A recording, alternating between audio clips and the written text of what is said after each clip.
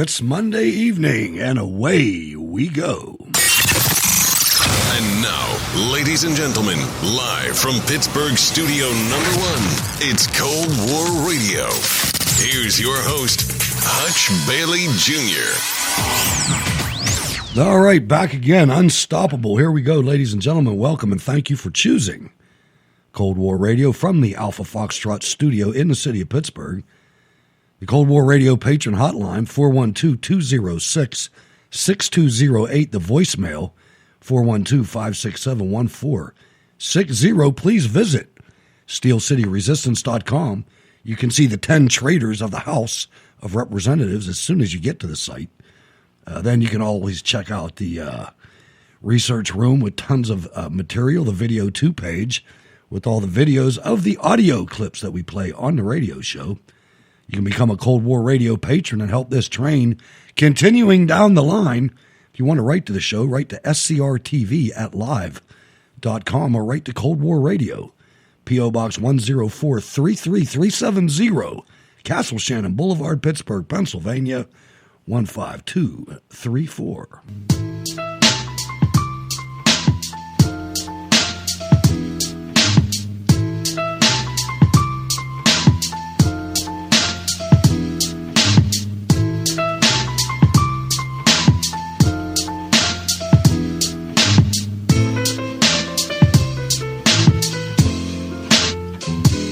All right, I'm not doing this by myself. Let me get my wingman on here. Ward from over on the eastern end of the zone of behind enemy line zone. Welcome and sign in, please. Good evening, Hutch, my fellow bacon-loving insurrectionists. How's everybody doing this evening? Insurrectionists, indeed.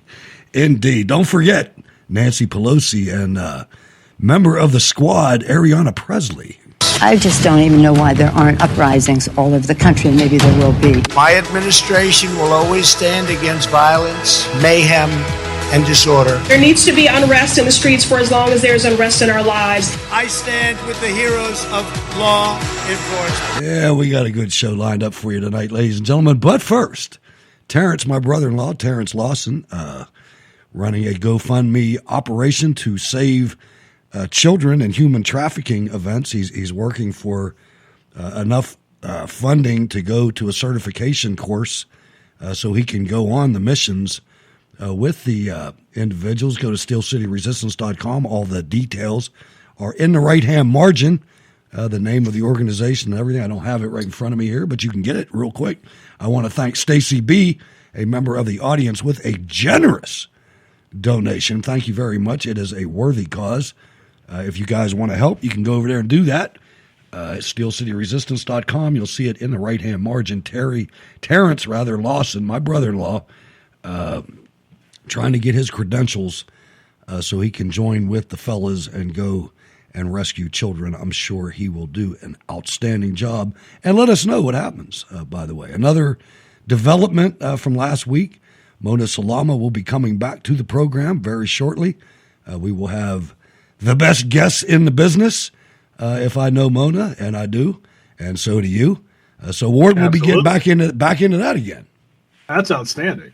It is. Mona's awesome. Very happy. Very happy. I was very sad that we didn't hear from her for a while, and the fact that she's back is awesome. And I think there was a little communication problem there. I'm not sure if she got the email, the big one that I sent you guys, because we had talked a little bit, and she got the information update from my wife, which was a real early update. So I think she thought I was still going through treatments and whatever, but it doesn't matter. She's coming back. Really looking forward to that. She's working a good correspondence gig in Florida. I'm sure she's remote, but she's working for the Floridian, so that's a good situation, man, all the way around. It's going to help the show a lot. It was always a pleasure, and I told her that. I said, I got this show together. When did we get it together? In 2010, I think. And, something like that. And, this last couple years having her in there, I said the co-hosts are in awe sometimes. They don't know who's coming on and don't know, your scope. And, man, when you bring Judge Janine or, a lot of other, many guests. I could go through the list. I have them all documented. And it's we had some really good guests.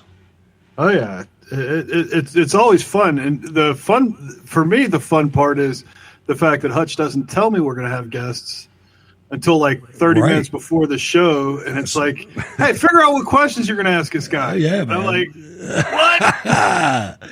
Yes, sir. And that's not my fault. I mean, that's just the way it works. You know, I mean, the news of the day is the news of the day, and you don't know what you're going to. Now, sometimes we get some advance notice, and as soon as I get the notice, I pass it on. So I'm like 5 minutes ahead of you, you know. I'm kidding, man. I know. It's awesome. I've I done love it, the though. fact that we get some of the guests that we got, and they've been just awesome. Yeah, it has been very, very interesting and very fun, like you said. And I've often said, and I'll say it again, you know, the minute – now it's a little different now because now I'm looking at it a little bit more like work. You know, they pissed me off when they stole this election. Now I'm on a mission, you know. And so maybe it doesn't have to be fun every day anymore. But usually the whole idea behind this was I'm going to keep doing it as long as I'm having fun. And I hope everybody in the staff does the same thing because if you're not having fun, everybody can tell. Oh, yeah. There's no doubt. And, I mean, and that's the thing. I mean, I try and be a little more I try and be funnier, I think, because it's so miserable. You know, every day whenever they say the words President Biden, I get this bad taste in the back of my mouth, like kind of like, well, I throw up in my mouth a little bit, and it's not good. And you know, I've gotten to the point, and I figured out how to fix it. All you do is you don't turn the media on. Right. No, I learned that a long time ago. Yeah, you're right. If you don't turn the media on, they can't say, I'm not even going to do it because I don't want it to retch. But that being said, you know, that's the bottom line. We got to have, you know, we got to take care of business, but there ain't nothing that says that to take care of business, we got to be miserable doing it. Oh, you're right about that. We don't have to be Democrats about it because that's how they are. You know, how about this weather, man, on President's Day? It's weathered by Sybil, man. For like a week. For a week, they told us we're going to get 4 to 8 inches of snow. Until yesterday, 4 to 8 inches of snow. 2 days worth. Yeah. I went to bed last night hearing 4 to 8 inches. I wake up this morning, and there's nothing. There's no change. I'm like, I had snow over here. I get up early. You know, Right. when I got up at 6 o'clock, there was no snow. Well, that's because you're old, man. You're old. You know, old people, they get up early like that because. No, I have to go to work. Oh, okay. Yeah, I'm not as old as you. I have to. Right. I still have to go to work. Touche. And that was the thing and I get up and I'm like, where the hell's all this snow they promised me? And then they changed it, and it was so funny the way they did it. He just like slided it. Now it's 1 to 3 inches of snow. Yeah, and it's been raining for the last 3 hours. I've got ice dams on my freaking porch roofs, and I got water coming in the house. Oh, you know, it's nasty. I know. I'm not worried about it, but it's nasty. It's oh boy. If this, hopefully, it's supposed to keep getting warmer. If any cold front comes in here, we're dead. Everything's covered. Everything's in ice, man. everything's super wet. Yeah, and some of it's frozen. Oh yeah, just from the wind and from the temperature, the ground temperature. But anyway, nobody wants to hear that. The lead-in was about President's Day. 775,000 people watched the Trump parade on President's Day. 38,000 watched dementia Joe Biden's speech on President Asterix Day. Yes, you heard it right, folks. Patriots held a President's Day celebration for President Trump in West Palm Beach, Florida. And I don't know where they played it, but they say RSBM was there, but I think they got pretty much their wings clipped everywhere too, I think. But at any rate, I mean, 750,000 versus 38,000, and out of them 38,000, probably 35,000 are government employees. And the ones that ain't that, I mean, I think, or FBI agents, maybe. I'm sure that they have some sort of algorithm on Facebook or on YouTube that makes it look like. I'll guarantee he got 38,000 people to watch him the same way as he got 81 million to vote for him. Both those numbers are bogus.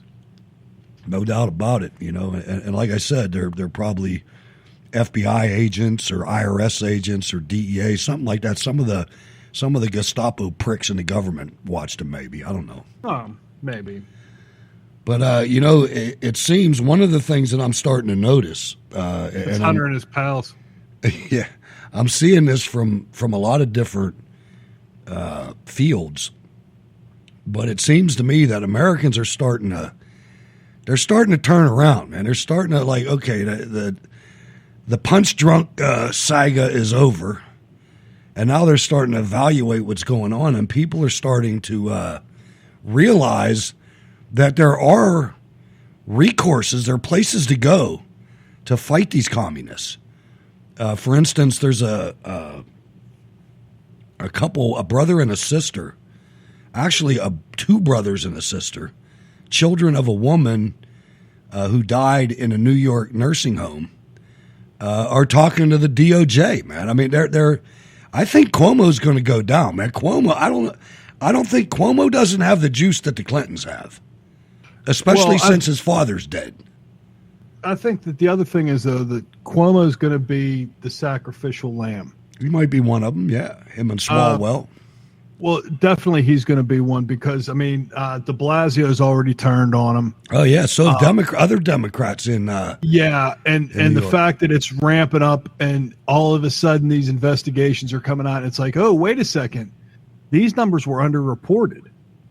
And as soon as on purpose. Janice Dean has been all over this. You got to listen to this clip I have. There's I think she was quoted. I don't think you can hear her say it. I think she was quoted. But she's basically telling you that, well, we didn't know if we told them the truth. We didn't know if they were going to use that information against us. And I'm thinking hands up against the wall, feet back, and spread them. Yeah. So it's like, well, I don't know if what I did was quite illegal. So I'm not going to say anything and hope that I don't get caught.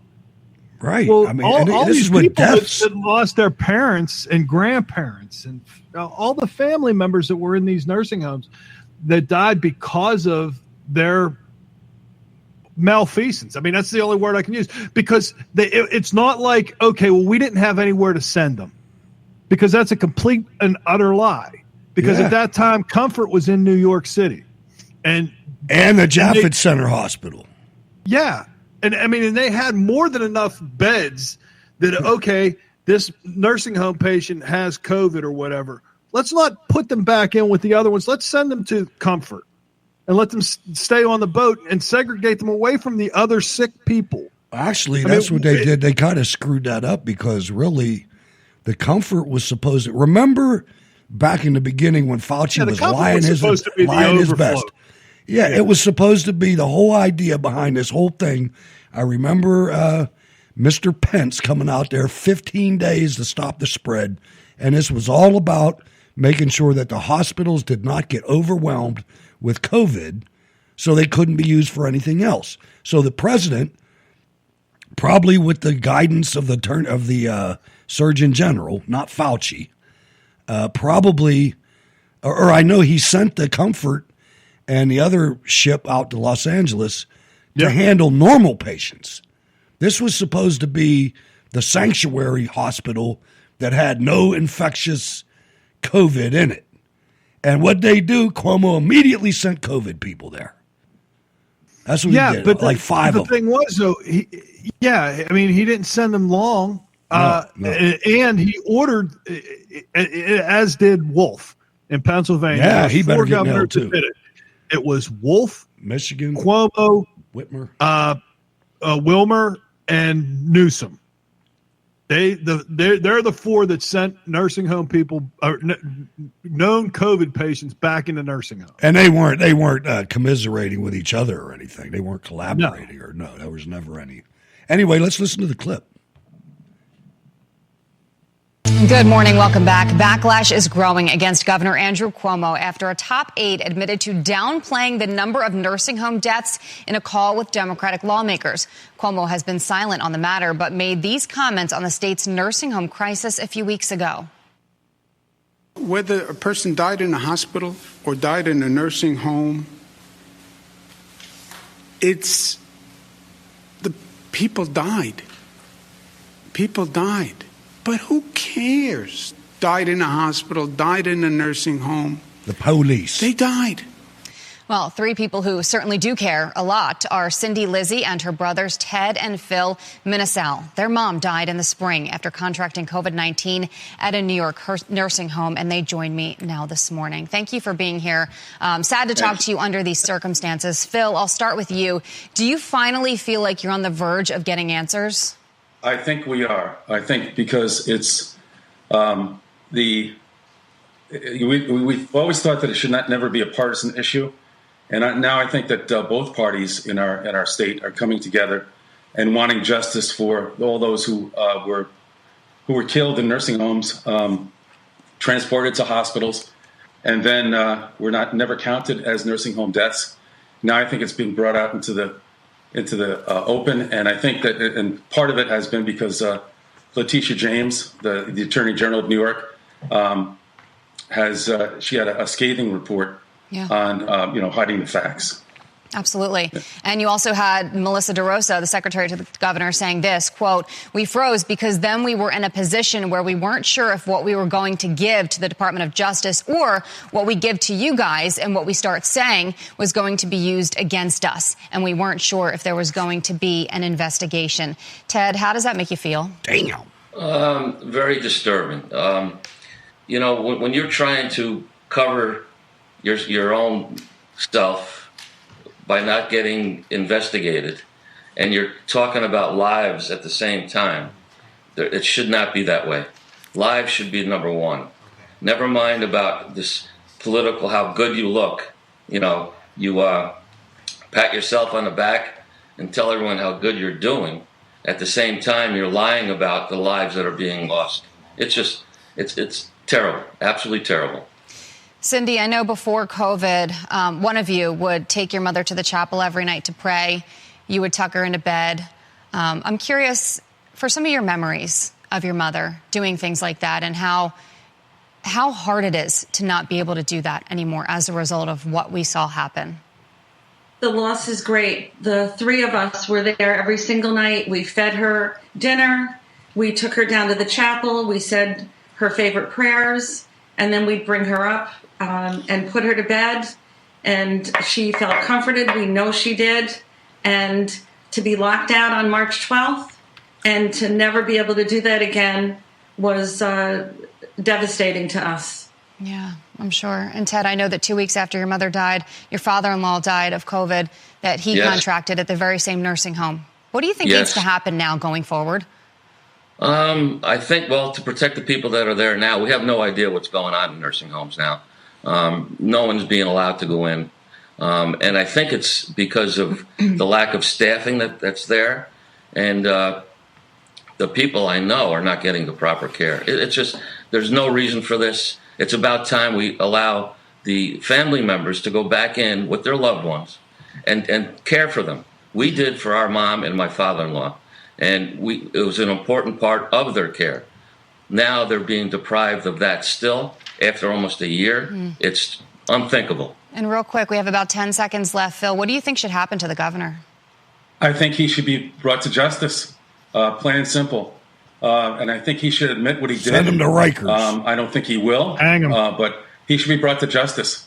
The Department of Justice in the United States, the Department of Justice should investigate. And if they find that he did something wrong, then they have to bring him to justice and make sure that this never happens again to anyone. Our greatest generation is gone. Yeah. Is going, and this caused 15,000 deaths. That's unacceptable to us as grieving siblings.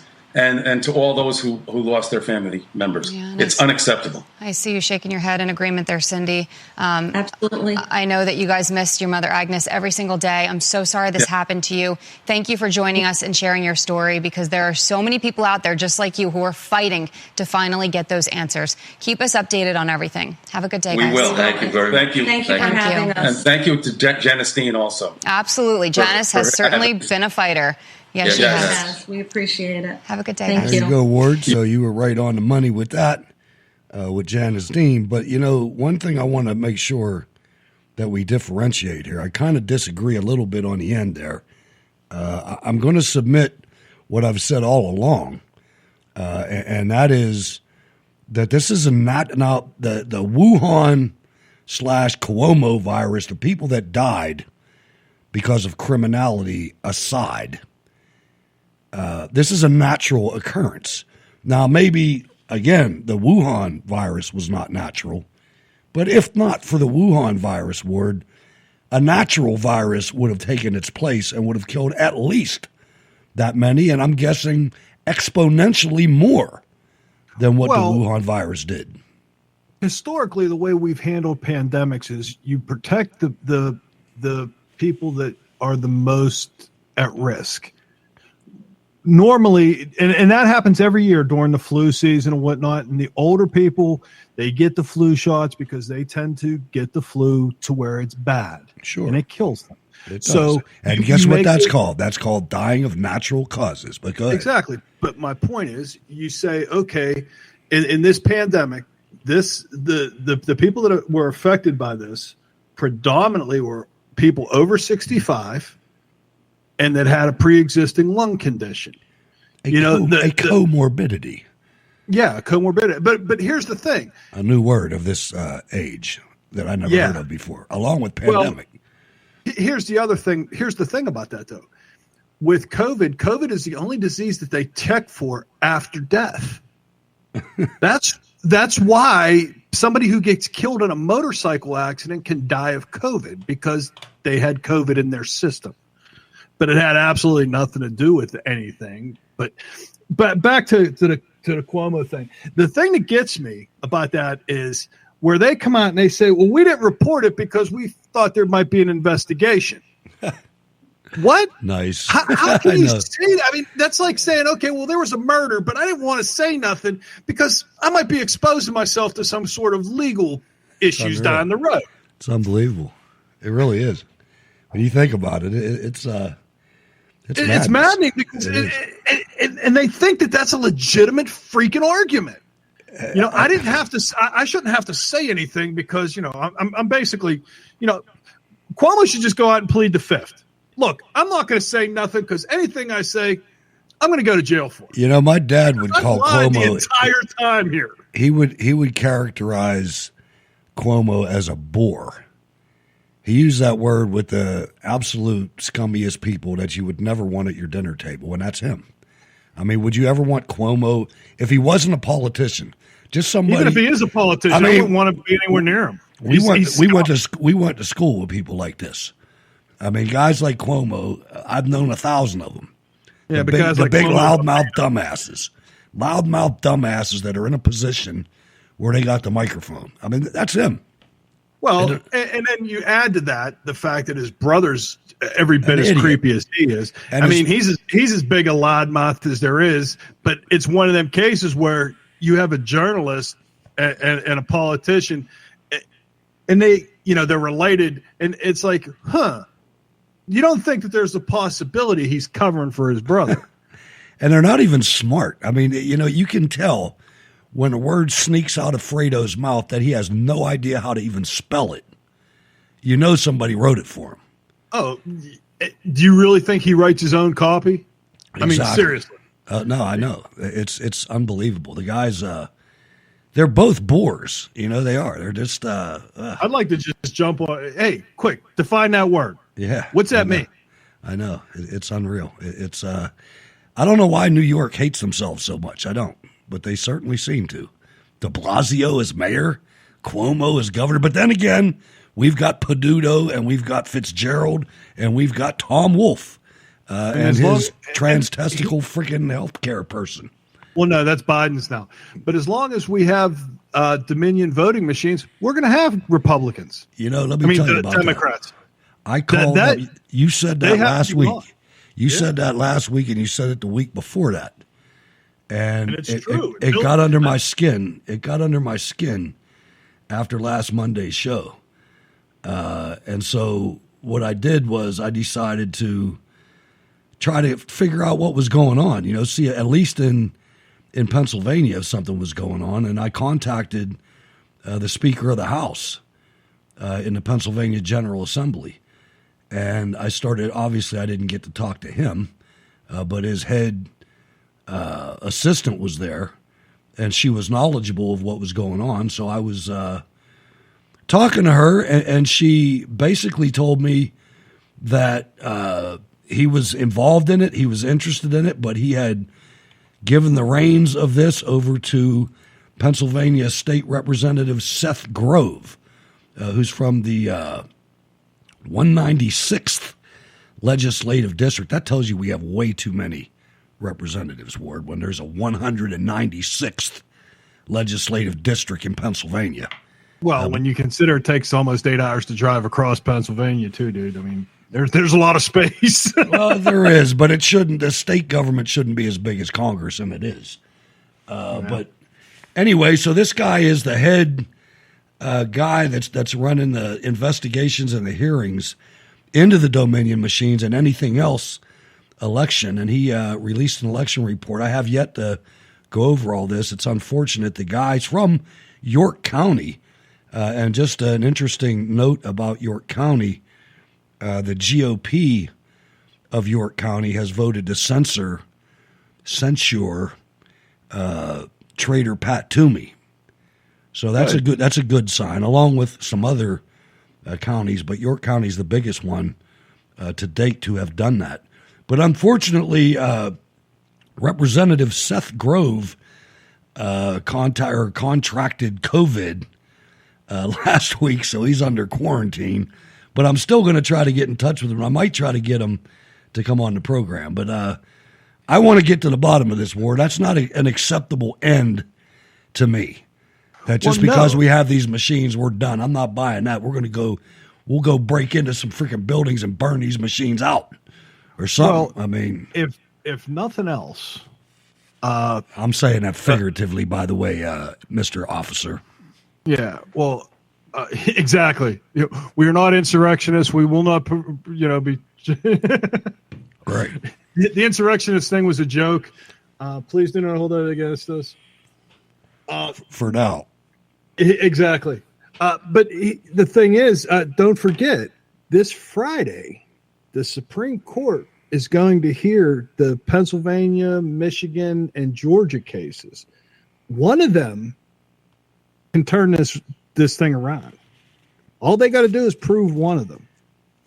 And if you think about it, the Pennsylvania one's the easiest one to prove because they sent out 1.2 million ballots and they got back and counted 2.5 million. That's all you need. There are some stunning facts that should be an open and shut case. Now, obviously, we're not going to turn the election results around. It's too late for that. I mean, I don't know. I don't know, because if they come out and they think about this, if they come out and say this is election fraud, they have to. Yeah, they can't just but say. Who would be strong enough to do that? Is there anybody in the American judicial system at this point in time that didn't do it when they should have done it that's going to turn around and do it now? Well, I think that there's enough. I think that there's enough people that they feel as though that Biden has enough buyer's remorse that they should, especially the people losing their jobs. Exactly. But if they were to say, okay, wait a second, the whole thing was a fraud, and we can prove that Biden lost, Trump won. Biden's out. Every EO he's written to this point is null and void because he would have been an illegitimate president. And I want to see people in Gitmo. I mean, if because really we're not even. The fact that the Congress and the Senate didn't sit and listen to objections, that they didn't listen to evidence, that they just allowed it to happen, and they voted and they said, okay, yeah, they verified a fraudulent election. And guess Everyone where we are? that voted yes is culpable. But look at where we are now. We have no closure at all, zero, on the coup d'etat committed by the FBI and the intelligence community and the Gang of Eight. Yeah, that's you, Burr. Senator Burr that voted against the president. Yeah, you, buddy. You and your cronies up there. Lindsey Graham, prison.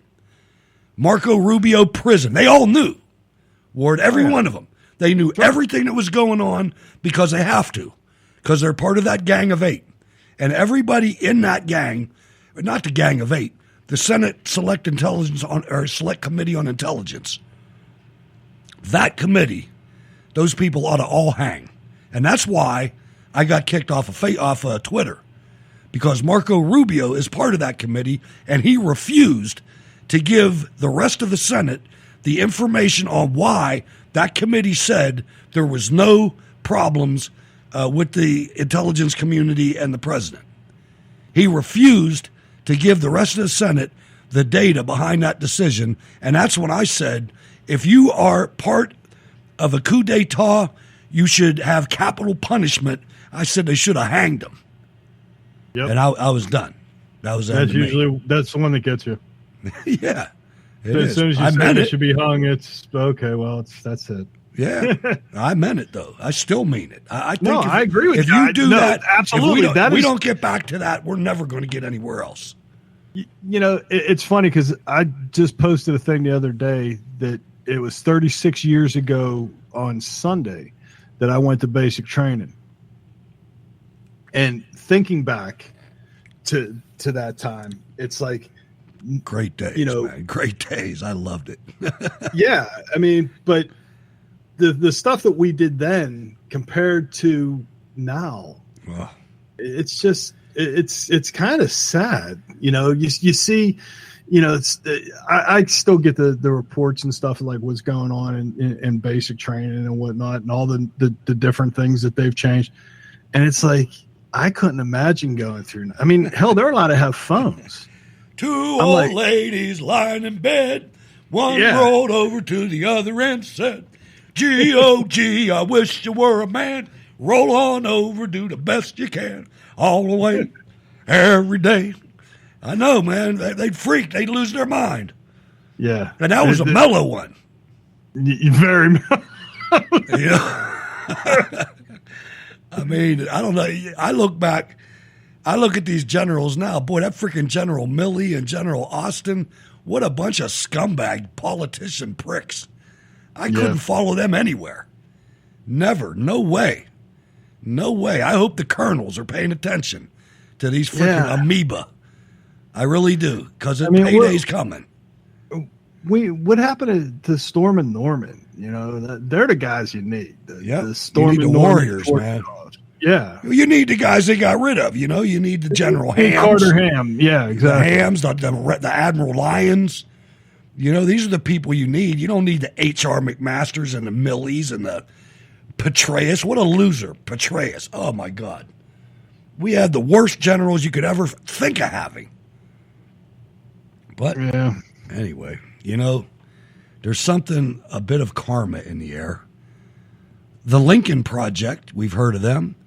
Their fundraising page is no longer operational in the wake of homosexual sexual harassment allegations waged against co-founder John Weaver and a wave of resignations from the embattled Never Trump organization.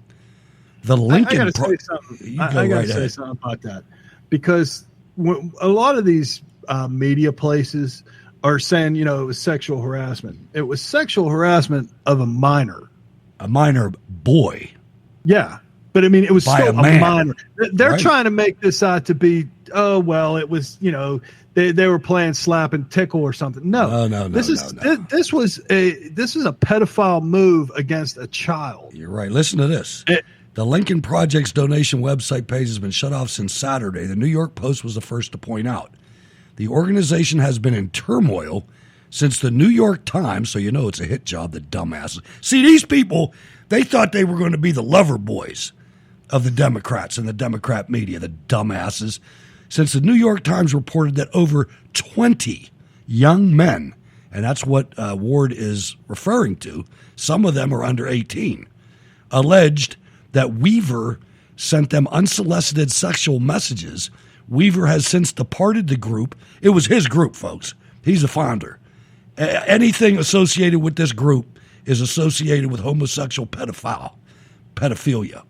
The FBI is reportedly investigating allegations against longtime strategist of former Ohio Governor John Kasich, You remember him. His father was a postmaster, says reporter Yashar Ali.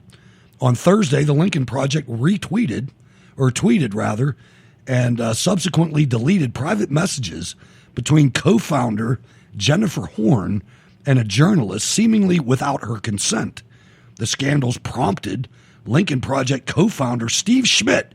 You remember him? That was John McCain's head campaign guy. That his fat daughter, I shouldn't do that. That his daughter claimed that John McCain hated him and would never talk to him. It was McCain's head re-election guy.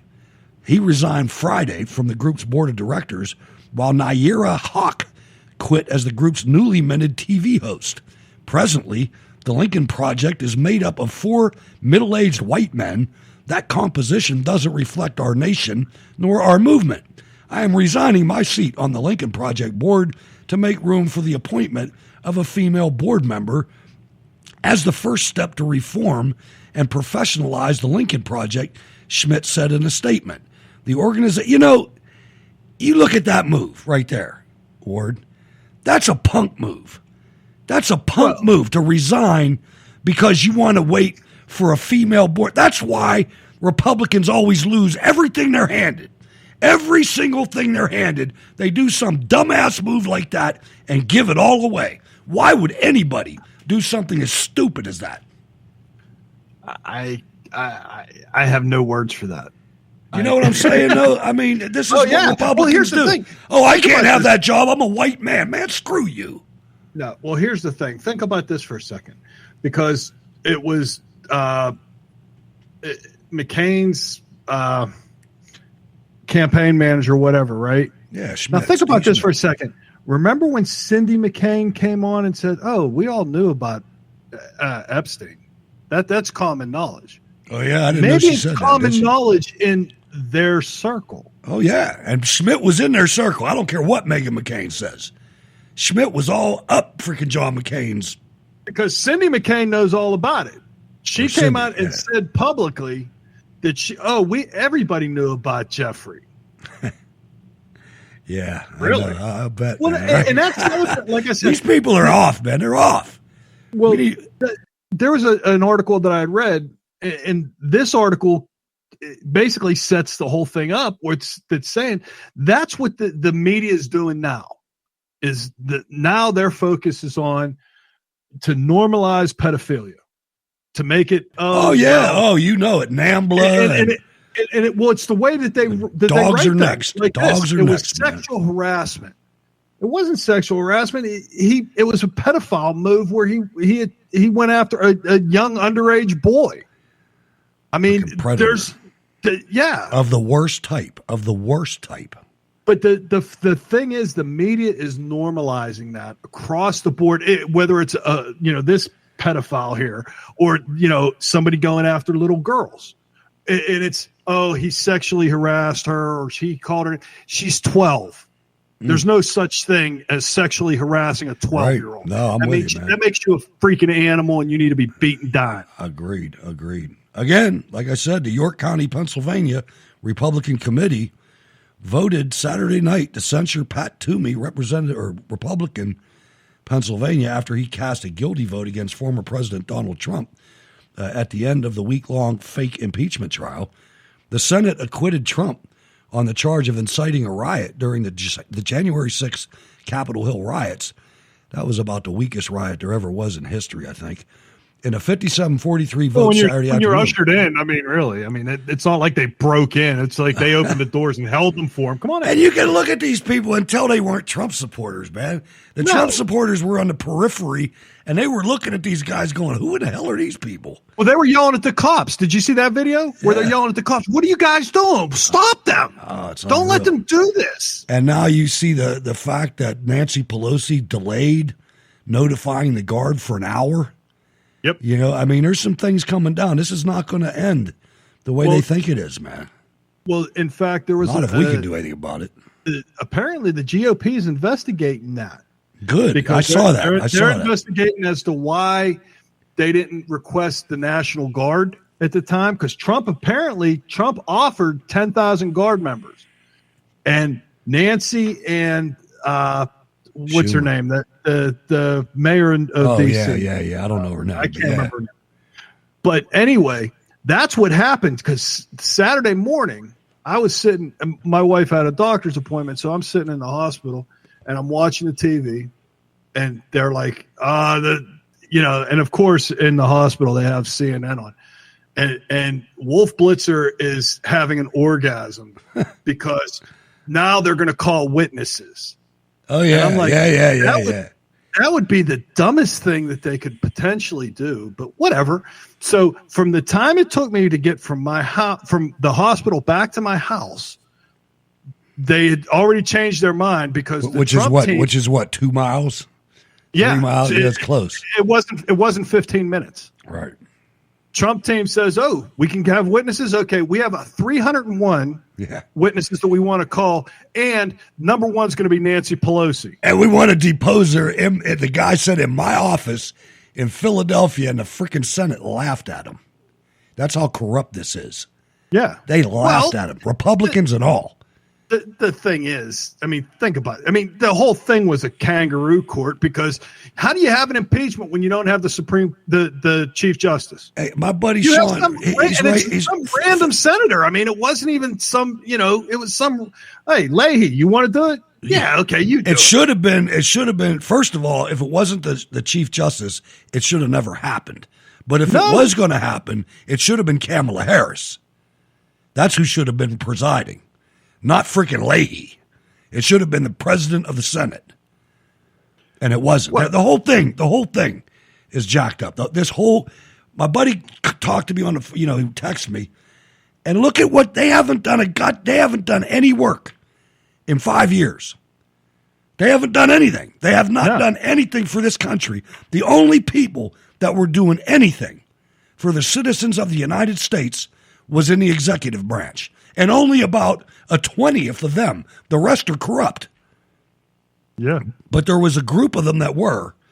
And now these people are going to try the 14th Amendment, the third section of the 14th Amendment that was written to keep Confederate officers, military officers, from being part of the government.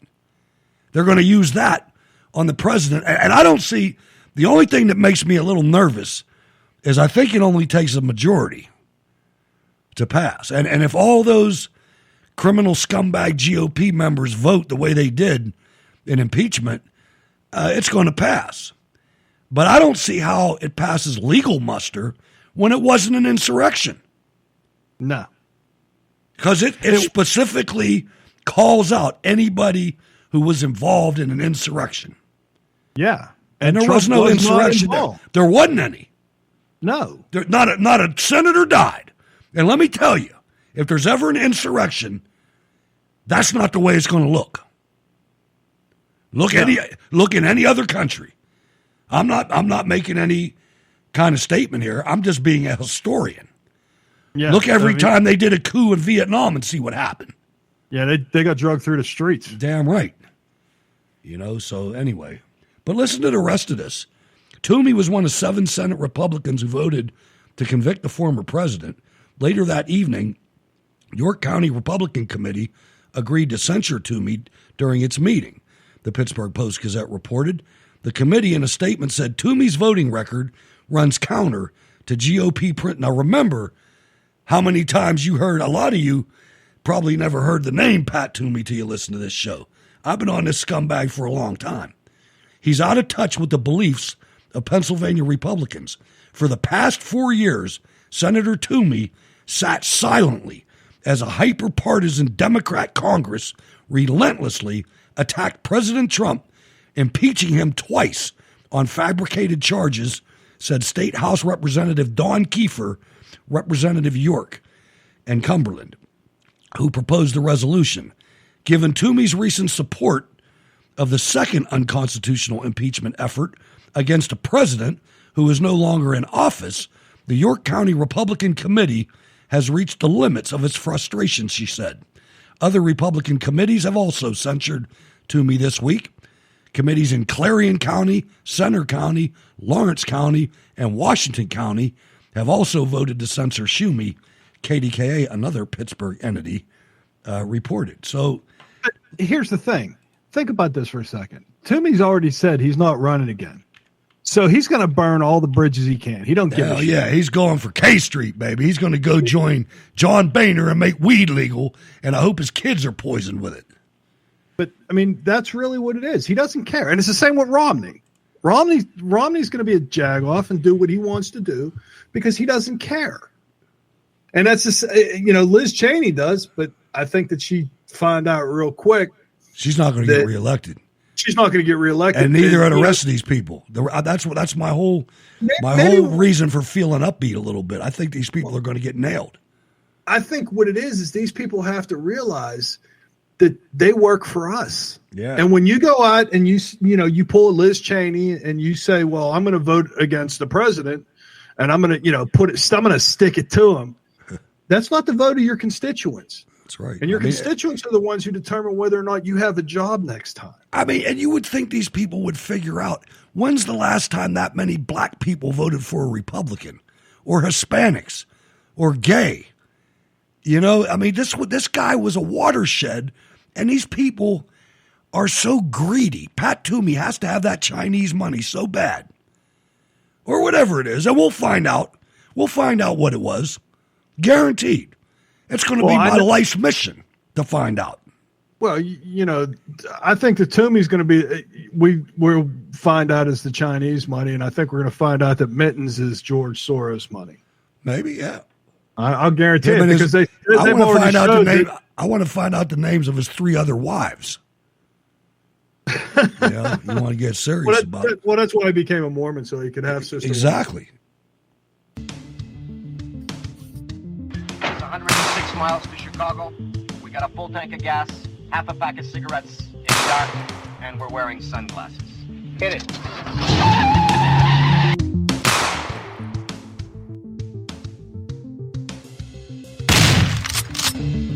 It's the Chicago Report with Ward Miller. Yay! This week's Chicago Report, I'm very excited about. This is the first time that we've had less than 20 people shot. 4 people were killed and 10 others wounded in Chicago this past weekend. This weekend was equally deadly, but with less shootings than last weekend. 4 people were killed and 22 wounded last week. It's a step in the right direction, but I don't think that there was anything that was done on Chicago's part to curb it as much as people just didn't feel like shooting nobody. Maybe it was too cold for them to go out and shoot people. They were all watching the Super Bowl or something, maybe. Exactly. It was the Super Bowl was on. It was cold. I ain't gonna shoot nobody. Screw that. Bullets are starting to cost a little too much, man. What's going on? But it's funny. The Chicago's mayor Lightfoot came out with a statement that said that you said about these the teachers unions. She said, when the teachers unions stop being just unions and want to be a political entity, things get screwed up. And I'm thinking, another creation of the Democrats is turning on them. And that's the bottom line. That's the end result of the Democrat Party. For anybody watching this game, they know that it cannot end in victory. I mean, they can have victories, but they can't sustain them because they hate each other. Yeah. The gays hate the Muslims and the Muslims hate the Jews. The Jews hate everybody, and it's just never going to work. The blacks hate the whites hate the blacks, and everybody hates the Chinese, and they still think they're going to be Democrats. It's bizarre to watch, and it's easily predictable to anybody paying attention from the outside, Ward. Yeah, but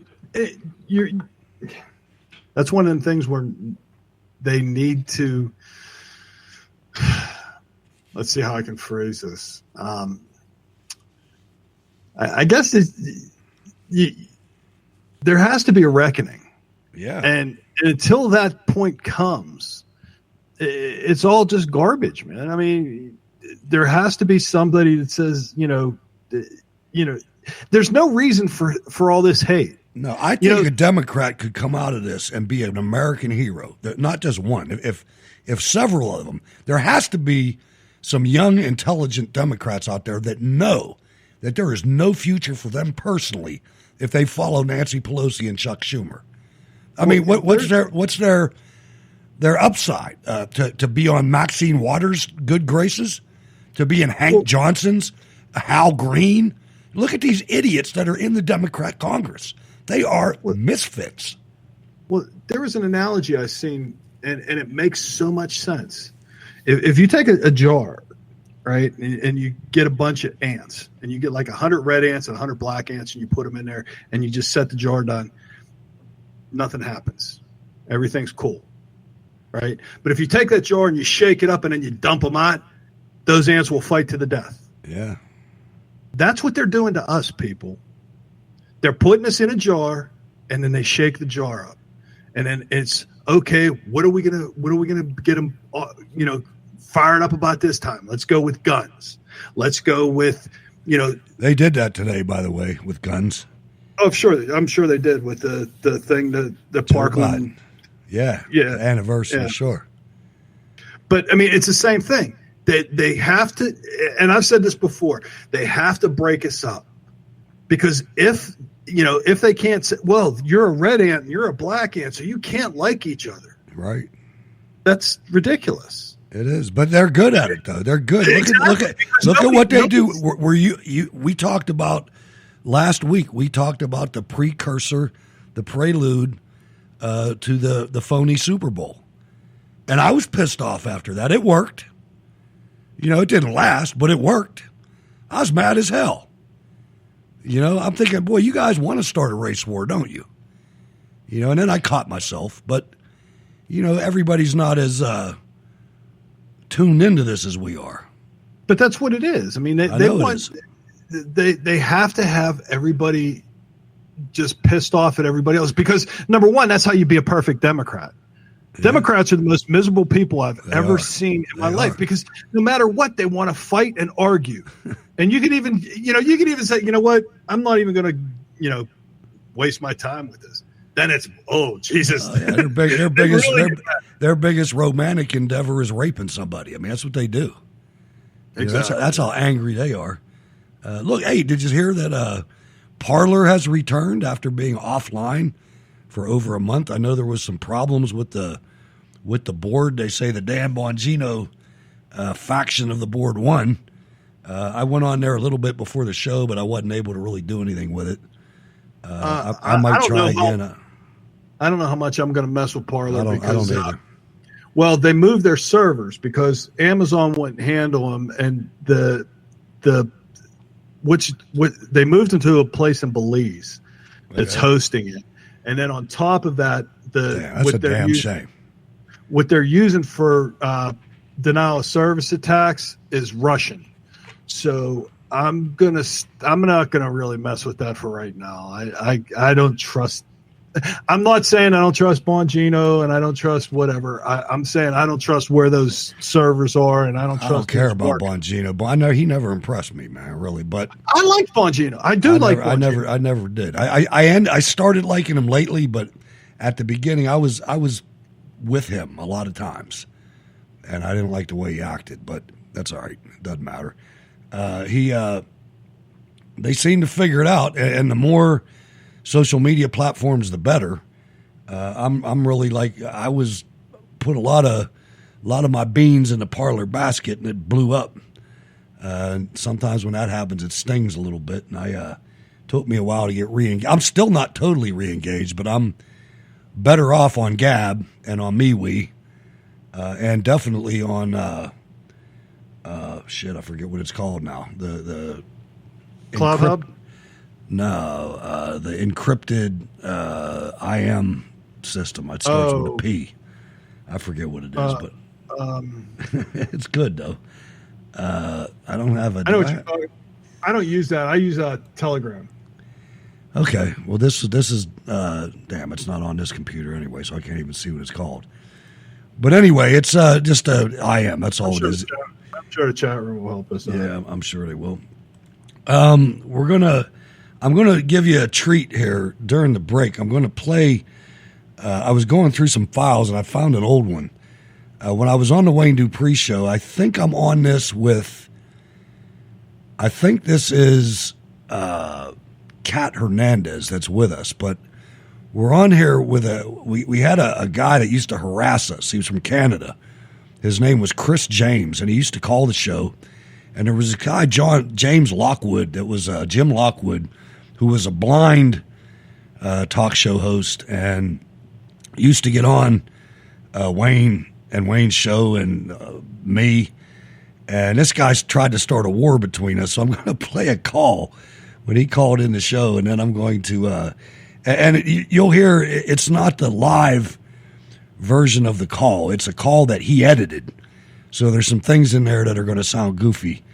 And then the famous rap song that he made about Wayne and I and everything. It'll be kind of interesting and funny. So ladies and gentlemen, you're listening to Cold War Radio on a Monday evening with Ward Miller and Hutch Bailey Jr. Don't go anywhere. We'll be right back. One America News Network, your leading source for the latest breaking national and international news. With nearly 4 times as many headlines as the other networks. Straight news, no speculation, no opinion, just the facts. Complete coverage 24 hours a day, 7 days a week. One America News Network, your source for credible news.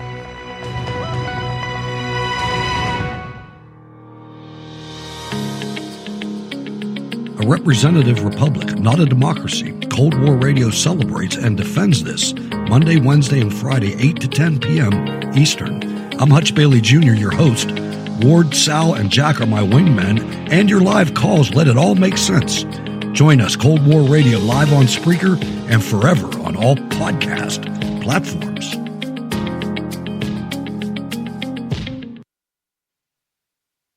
No, I could hear what you were saying. He heard everything I was saying, so I'm going to have to figure out a different way to steal money from this dipshit. Sorry, I can still hear you. God damn it, Dee, we gotta fix the mute button. Chris, I'll call you back. Okay, well, it sounds like somebody's got themselves an agent. This week, we introduce you to a new character, nationally syndicated radio host Mike Gallagher. Plus, the Fat Master calls his old friend Todd Starnes and some of my stand-up comedy. First, though, it was only a matter of time before Wayne Dupree was forced to respond to Jim Lockwood and the Lock Gang, and guess what? The time is now, and now is the time, and shall play it. Here's a clip. We got a caller on the line with a private number, so I don't know where they're calling from. Go ahead, caller, go. Uh-oh. Hi, I'm Jack. I'm from London. Yeah. You know who that was. I know it is. But why you don't let him speak? No. Hear me? No, Chris, go ahead. Who's Chris? I'm Jack from London. Yeah, I hear that. I hear the accent. Go ahead, Chris. But what do you think of your mayor? I'm not a huge fan. What's your mayor's name again? Sadiq Khan. How's that working out? And now you don't have any gun problems, but everybody's getting stabbed in London. So what's he going to do about that? Knife control. Take away knives. Take away our knives. Take away our swords. We do still have gun problems, though. You walk around with swords? We don't walk around with them. They're like novelty. You should have never said swords. When you said swords, it was exactly. You gave up yourself when you did the swords thing. Yeah. There you go, Chris. Make your video on that. And congratulations. Did you hear him going in and out of the English accent? Oh, yeah. Yeah. I don't know what accent he had. I know, yeah. It wasn't English. It was messed up. That's what it was. He did good with the mayor, though. Yeah. Sadiq Khan, right? That boy's stupid. He put me on there with Milo. He put me on there with that was funny. that was funny. That was funny because it had Milo standing right there, and it had Hutch looking like a little concubine standing. I thought it was so funny. A celebrity. Oh my god, I thought it was so funny. Yeah, I mean that's going to be on the show. Yep. Yep. There we go, Chris. Yep. Good job. James Lockwood.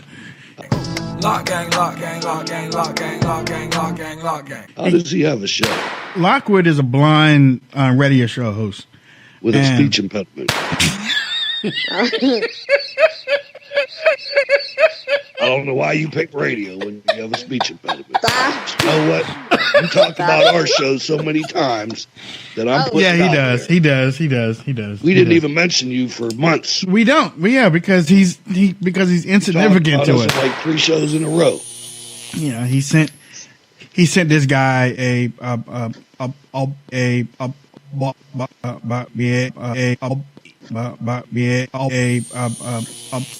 he read a letter, but he misread the letter. He didn't even read the letter right. I ain't gonna talk about it. It'll be on video before the weekend.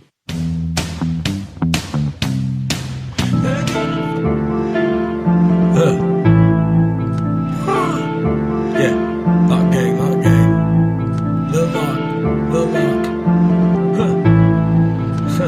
the fuck, man? What am I doing? Lock gang, lock gang, lock gang, lock gang, lock gang, lock gang, lock gang. I do not fuck with that bitch Wayne. Hitman, hot chop, both lame. Gym #1 in the game. When he's gone, shit ain't the same. Commodus feel that sword pain. Lock gang, lock gang, lock gang. Lock gang, lock gang, lock gang, lock gang, lock gang, lock gang, lock gang. I do not fuck with that bitch Wayne. Hitman, hot chop, both lame. Gym #1 in the game. When he's gone, shit ain't the same. Commodus feel that sword pain. Lock gang, lock gang, lock gang. My sword costs more than your ring. It does. My mama still lives at my house. She does. I don't really care about things. I don't. I just want to make phone calls. All this shit is a game to me. Most of the other hosts are the same to me, except for one man where the blame should be. And that one man is Wayne Dupree. Come for the king and you can't miss. Slice a big X in your chest, Chris. Plus his co-host who we call Miss. Scream lock gang, watch your boys piss. JJ's got that shirt fresh. Sort it up, make that shit mesh. Talking shit, but he's no threat. Everybody knows lock gang's best. Lock gang, lock gang, lock gang, lock gang, lock gang, lock gang, lock gang. I do not fuck with that bitch Wayne. Hitman, hot chop, both lame. Gym #1 in the game. When he's gone, shit ain't the same. Commodus feel that sword pain.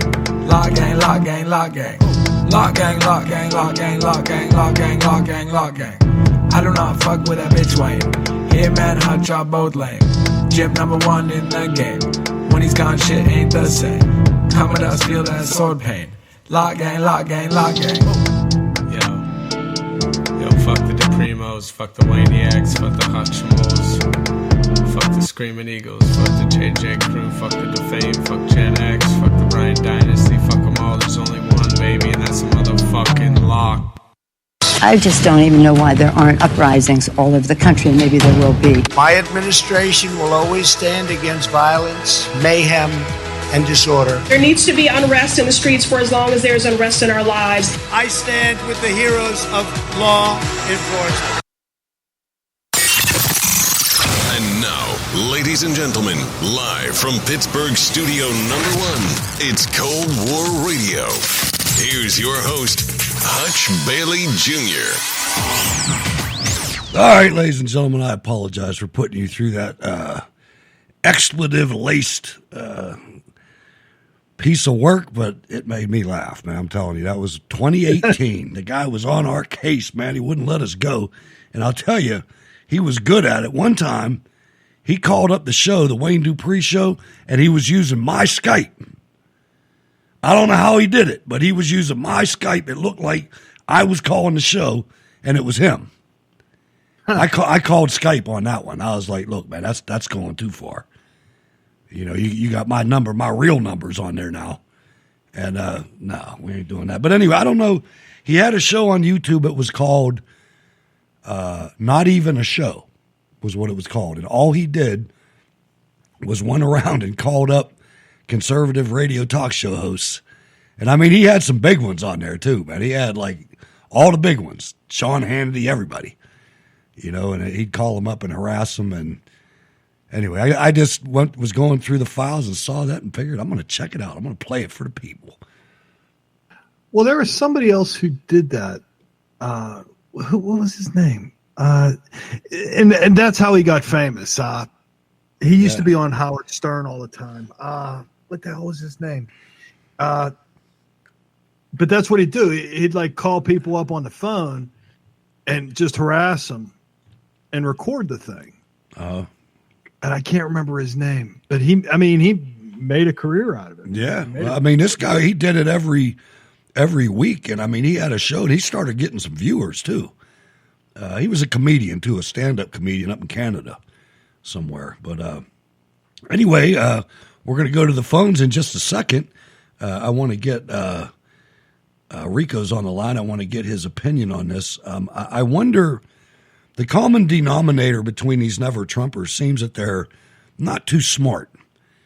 Jeff Flake is no exception to that rule. I want you to listen to his analysis of what's going to happen to the Republican Party if the base does not drop President Trump. This is really the hot topic right now, of course, in the wake of the vote yesterday. And so, Senator Flake, I want to ask you, moderate Republicans, as you just heard Senator Cassidy there, insist that the party is ready to move on from Trump. So why isn't that actually happening? Well, I'm with Cassidy. It simply has to. We have no choice. We're headed down a demographic cul-de-sac if we don't. If you look at what's happened since President Trump was elected, we lost. All right. So right there, this shows you how Democrats like Flake that joined the Republican Party, why they're such losers. He goes immediately on the racial thing. What do you call it? The demographic roller coaster or something? Demographic.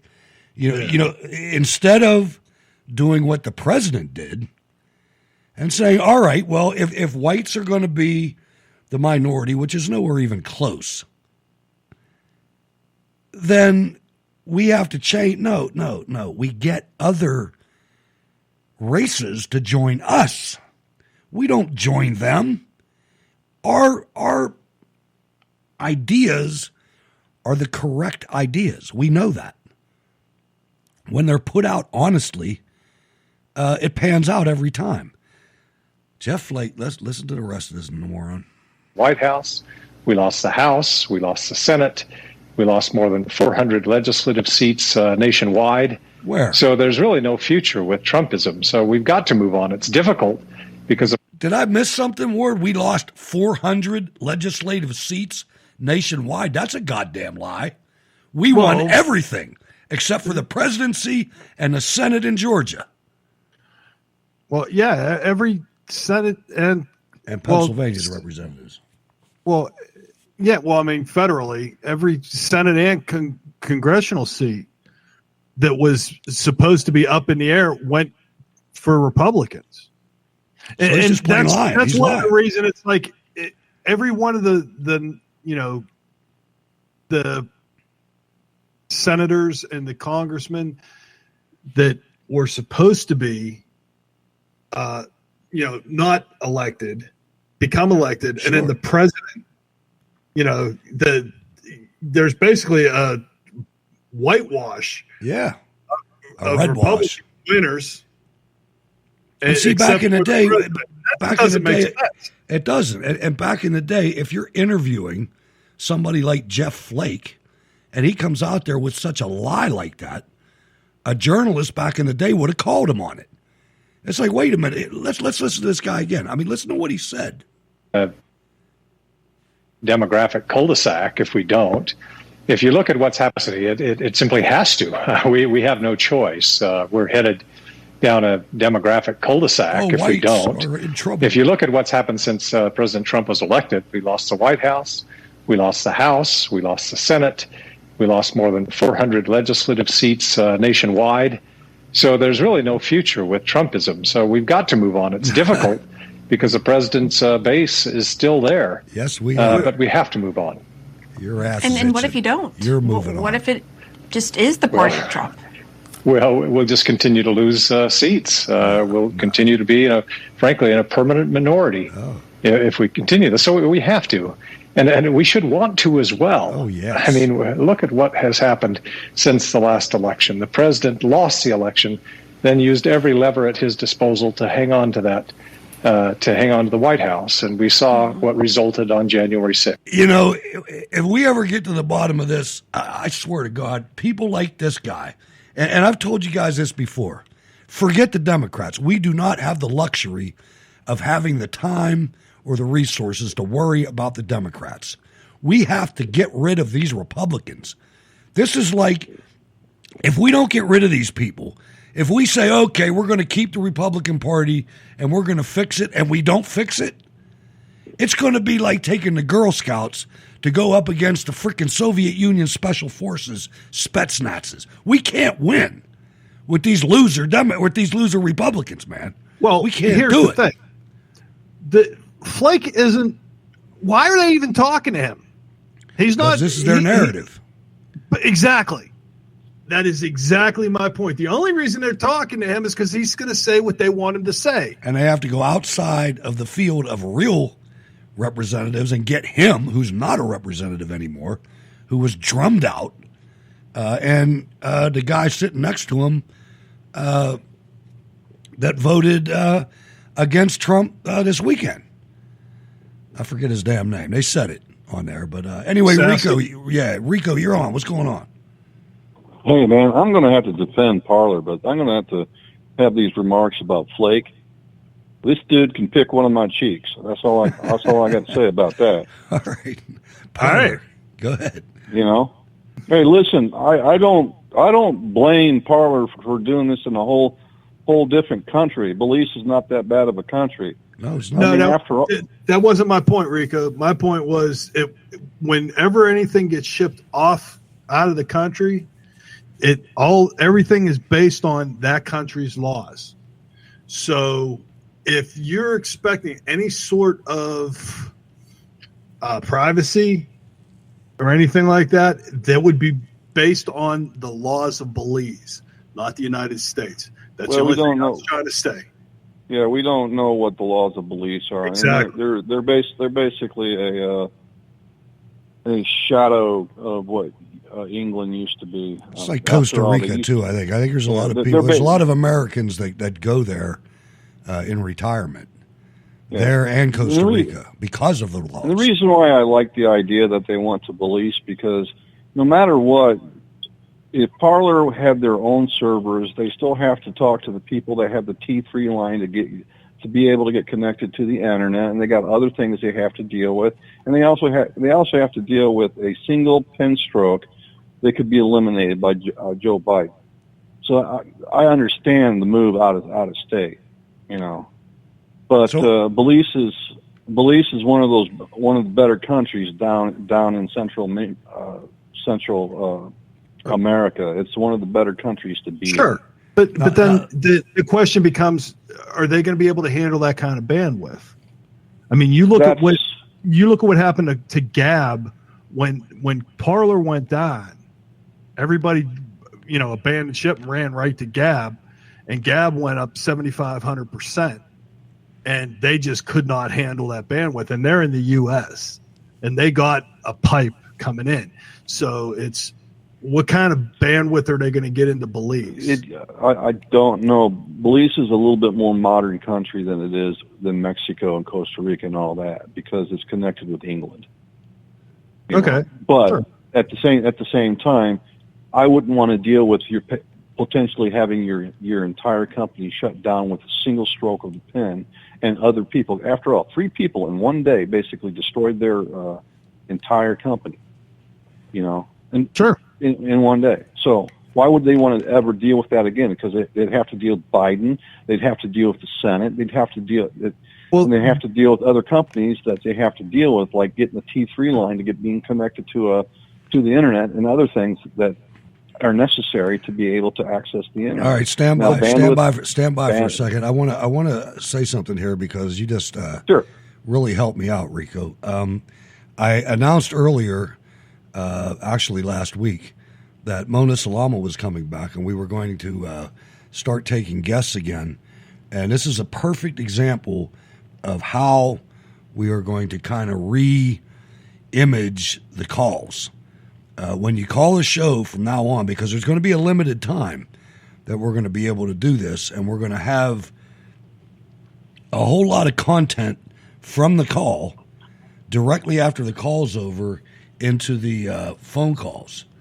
So the new criteria is going to be, if you want to call the show, if there's a guest, you call the show about what the guest is talking about. If you have a comment or a question about what the guest and the co-host and I were talking about, that's a good, valid call. Or if you have a question or a comment about something that we're talking about, Rico, like tonight. That was a perfect example. We talked about this. It's moving to Belize, and boom, you came in. That's where we're going now. I don't need everybody bringing outside stories in and things like that. Now, obviously, if you have something pressing, of course we want to hear about it. But really, call-ins in a talk show are designed to comment on the material that the talk show hosts or the guests are talking about, right? That sounds cool. I wanted to talk about Ducklow too, but I mean, you can, but I'm just saying, we're going to have to, because I'm going to have to shorten the calls. No, I understand that. You do. I mean, sometimes I don't you're want on to, with the but caller for 15 minutes. I know, and I can't do that when there's guests. Yeah. I got too much stuff going through my mind. I mean, it's kind of like Ward was saying, it's a little tough getting ready for a guest. You can kick me out now if you want. No, man, go ahead. You got a final comment. What do you got? Well, I guess it was TJ Ducklow, basically. He's the deputy, what was it? Press secretary. He retired. We talked about him the last show, yeah. Did he retire? I'm like, yeah. Nice. Like, Biden gave him a week off. And then I guess he caught too much heat. I mean, it was a big story. I just got a breaking story here. North Carolina GOP party to vote whether to censure Burr for voting yes on impeaching Trump. He's a scumbag, that guy. Him and Lindsey Graham. I got a clip from Graham too. This guy, he's off the charts. I'm not a Lindsey Graham fan. I'm not either, and I hope the president isn't either. The reason why I'm disgusted with Lindsey Graham right now is because he basically told the DOJ and law enforcement, go ahead and go get Trump. Oh yeah.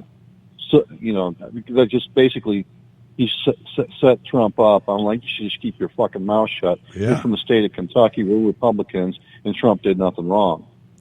I want you to listen. You're talking about McConnell. I'm talking about McConnell. But let's listen to Graham talking about McConnell. And joining us now, Republican Senator Lindsey Graham. Senator, News. Welcome back to Fox News Sunday. Thank you very much. Thank you. Senator, let me ask you, have you spoken to President Trump since the acquittal yesterday? And if so, what was his reaction? Yeah, I spoke to him last night. He was grateful to his lawyers. He appreciated the help that all of us provided. He's ready to move on and rebuild the Republican Party. He's excited about 2022, and I'm going to go down to talk with him next week, play a little golf in Florida. Yeah. And I said, Mr. President, this MAGA movement needs to continue. We need to unite the party. Trump plus is the way back in 2022. He's mad at some folks, but I understand that. My goal is to win in 2022, to stop the most radical agenda. Stop talking to this guy, President Trump. Democratic presidency of Joe Biden. We can't do that without Donald Trump, so he's ready to hit the trail, and I'm ready to work with him. Of course you are, you whore. Well, let me ask you about one person that he might be mad at, and tell me if he is or he isn't. Mitch McConnell, who made a curious speech yesterday in which he basically said the president is guilty, but that the Senate doesn't have the power to convict, to act against a former president. What did he think of McConnell's speech? What did you think of McConnell's speech? Well, number one, I was a bit surprised, but I heard this in 1998. I've been in 3 of the 4 impeachments. I know, you've been way too long you've been in that, there. But the bottom line, in 1998, you had a lot of Democrats acquit Clinton, but got on the floor and said how bad he was. So Nancy Pelosi called us all cowards. I don't think most Republicans care what she thinks. Now, I think Senator McConnell's speech, he got a load off his chest, obviously. But unfortunately, he put a load on the back of Republicans. That speech you will see in 2022 campaigns. I would imagine if you're a Republican running in Arizona or Georgia or New Hampshire, where we have a chance to take back the Senate, they may be playing Senator McConnell's speech and asking you about it as a candidate. And I imagine if you're an incumbent Republican, there are going to be people asking you, will you support Senator McConnell in the future? So I like him. Senator McConnell, he worked well with President Trump. I think his speech is an outlier regarding how Republicans feel about all this.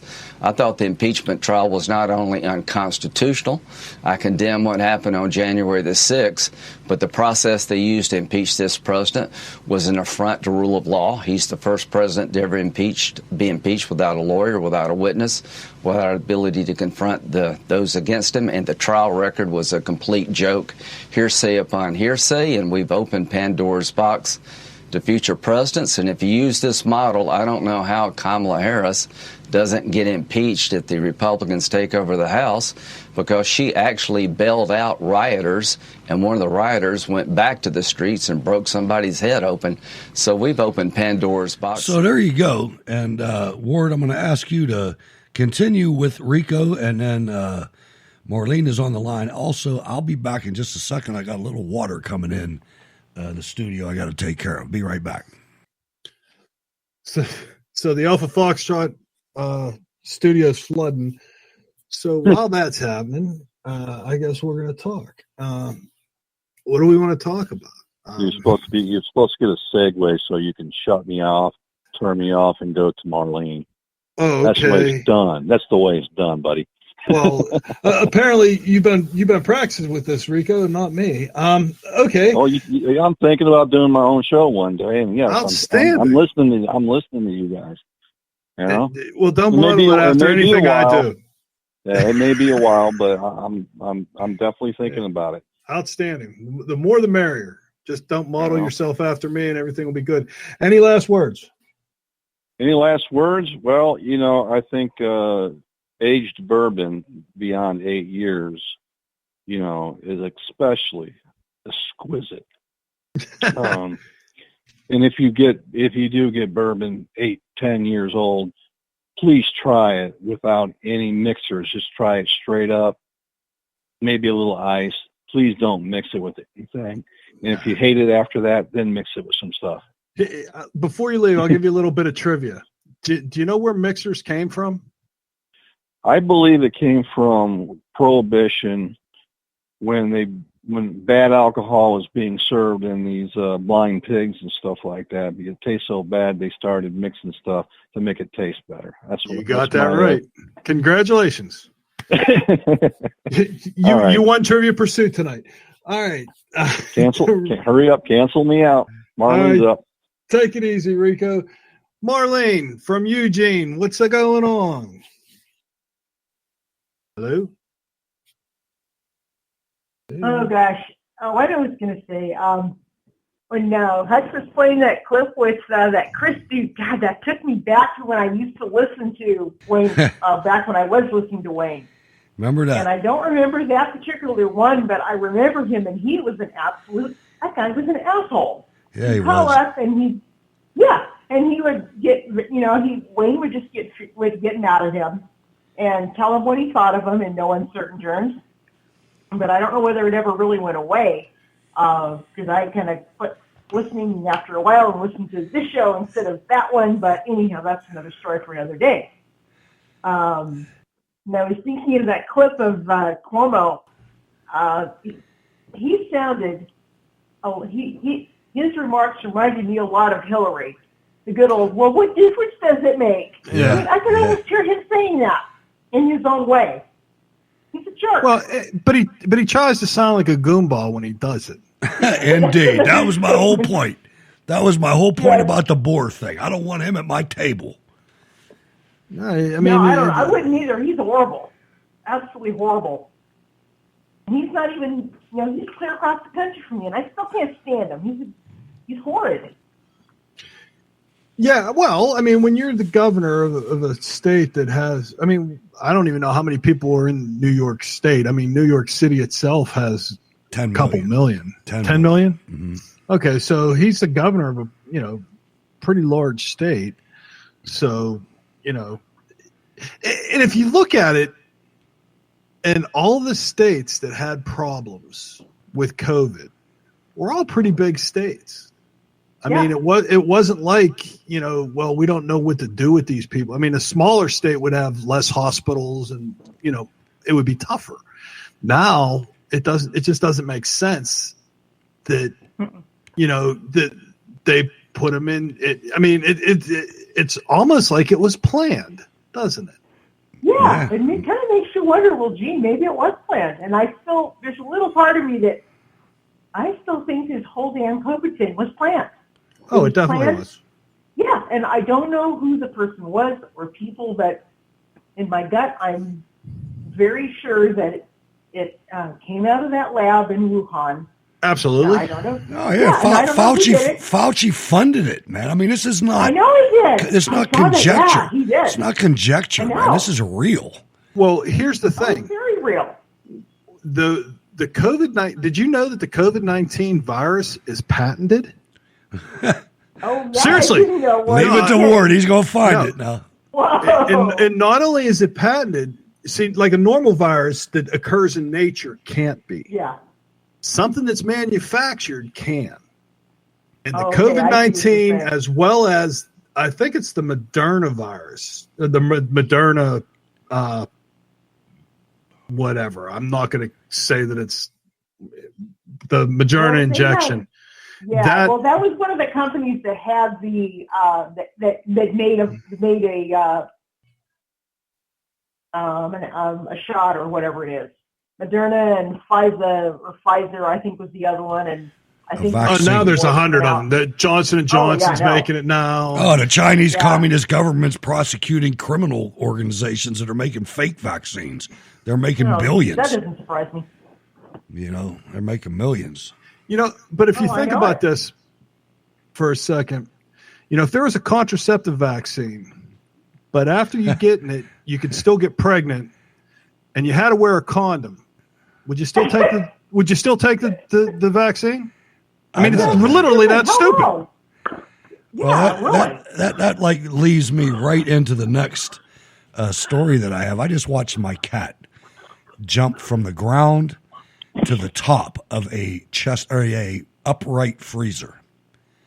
From the ground up to the top of an upright. Anyway, the official, and this is where you start to see, and ladies and gentlemen, we have to adopt some of the tactics of the left in order to win some of these battles. If you remember, what did they do, Ward, when the Tea Party came out? What did the left use the Saul Alinsky tactics on us to belittle us? They called us teabaggers, remember? Yep. That was the first thing they did. They went sexual disgusting with that because the teabagger stories of the football teams hazing events in high school and college came out. But anyway, it looks like the same thing is occurring with the Never Trumpers and the Lincoln Project types. It looks like they're hooking up with the Chinese Communist Party as the official Twitter account of Chinese Foreign Ministry spokesman Zhao Lijian followed an explicit homosexual porn account. Breitbart News can confirm. The Chinese Communist Party's top wolf warrior spokesman's account was found to be following an account entitled Cornographics, which displays graphic videos and pictures. And, if your sensitivities are weak, then close your ears right now. Displays graphic videos and pictures of men masturbating with sex toys and videos of men having sex with each other. So that fits right in with the Lincoln Project and the Never Trumpers, guys. I mean, this is what they do. So now you have to ask yourself, Oh, I'm good at this. You should have never started me down this damn road. You have to ask yourself, are the Never Trumpers, or the John McCain types, or are the Weavers and the all these people, are they in touch with Zhao Lijian? Are they with the Chinese Communist Party? Is everybody turning gay? Who knows what's going on here? But this is their legacy. I don't think that the Chinese really like the gays. I know. It's great. I mean, so, and again, this goes back to the same thing we said before. It's the same thing with the gays welcoming the Muslims. It's like, they don't like you, dude. They're going to throw you off a bridge. I couldn't resist when I saw this article, Ward. And it's the same thing. Oh, do you have that clip I sent you? No, because you didn't send me a clip. You sent me a picture. Oh, it was supposed to be a clip. I know. Okay. I sent you it back. I said, "Well, dude, there's no audio file here." I used the picture that you sent me as the picture for the show. Well, I can just talk about it. Okay. Basically, what it was Trump's attorney, Vanderham or whatever his name was.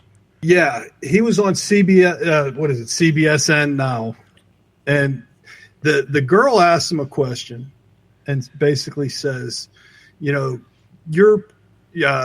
defense that you put up said that they manipulated evidence, and they just changed the checkbox on Twitter, and they changed the date from 2020 to 2021, and he lost his mind. He said, "You mean to tell me that you're okay with a little bit of an evidence change, as long as it's not massive? It's just a little bit of an evidence change." He said, "That's what's wrong with the media." I mean, and he attacked them. That's kind of why I wanted you to play it, because I mean, I would have. I was looking for it. Go check out your file. You didn't send me it, man. Nah, crap. Because it said the thing said that it because I found it on Twitter. I guess not Twitter. It wasn't Twitter. I'll find it again. But yeah. Anyway. But that's what it was. The attorney just lost his mind and went off on the fact that and we've been saying this for 10 years. The media is an enemy of the people. The media does not tell you the truth, and if you expect them to be telling you the truth, you're way off base, because they're not even close. They openly lie to you, and when they get caught, they go, "My bad, we'll retract that." Like they retracted the fact that this Capitol police officer that got killed was bludgeoned with a fire extinguisher until they found out that it was a heart attack. And there was never any head contusions at all. So right. that's their story. Well, I'll tell you, he's very aggressive, and like I said, they tried to make fun of him, and I don't think that that's a good thing to do. But like I said, the Republicans laugh too. This is a big problem that we have. Marlene, you got any final comments before I get to the next caller? Okay, just real quick. I won't go into the whole story, but there was kind of an interesting thing in the American Thinker. I got the link in the chat, but basically what they're getting at is they would like to say that the people that come up from the border, they should ship them all to ship them all to Washington, D.C. And then when the Congress people coming in and out of that Capitol building, then they get a taste of real life. You know what the rest of us have to go through? Never happened. It's like, gee, yeah, I know. Well, you're right, though. You're right. You're right, 100%. No, I'd hate to be somebody living in Texas. That's true. And the thing is we're going to have to start saying no, man. I mean, there's a few things that we're going to have to start doing, and one of them is we got to stop asking permission. I was in and I mentioned this last week on Friday. I went to buy a 4-wheeler, a quad, for Camp Vienna to plow snow, because they're getting about 4 feet right now. But anyway, wow, not that much, but they're getting more than we're getting here. But I was there, and this was the most pro-liberty place I've been in a long time. I go into this place, this four-wheeler dealership, and nobody's got a mask on, man. There's 12 people in there. There's 12 people in there. Now, the salesmen, the people that work there, the people that are afraid of the Allegheny County Gestapo, they've got the face diapers around their necks, but they're not wearing them. And I'm not going to tell you where this place is because I don't want them to get persecuted. But you got to start. You got to start saying "fuck you." You know that's what Americans are, man. That's what our gift to the world is that. Yeah. And we've almost lost it, folks. We've almost allowed our children to turn us into all women. Nothing against women, because there's some tough ass women out there that I love. But we have to. The men got to start being the men. You got to start saying, "Screw you, we're not doing it." The men should not start turning into something they're not. They should be men and not these girly men. Man up. The shit hurts sometimes. Man up and take it. No kidding. It hurts. Just suck it up. Anyway, Marlene, thank you very much for calling. Always appreciate it. You're welcome. Okay, take it easy. Marlene from Eugene, Oregon. Let's go to the Commonwealth of, let me put on my Central Pennsylvania because he's from there. The Commonwealth of Virginia. How you doing, Ken? Hey, what's going on? See, now you guys were talking about masks, and you know normally when I call up, I'm talking about food, right? Yeah, I know. So I can integrate the two things into my phone call. All right. Because on Sunday, you understood what I was talking about when I said that, though, right? Oh yeah. Okay, all right, go ahead. So on Sunday. Actually, it was for those who had the privilege of actually listening to the interview that I passed on. There's a gentleman, Matt Strickland. I don't know if you've heard of him, but I have heard of him. I don't know why, but I've heard of him. National news, right? Okay. Well, he owns a little place here. He's an Army vet. Owns a restaurant called Gore Melts here in South Point. About 45 minutes from the house. All right.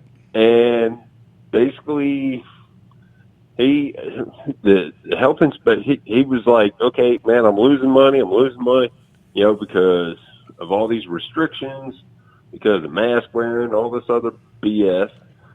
And he was like, screw it. It's my bar. I'm opening the bar.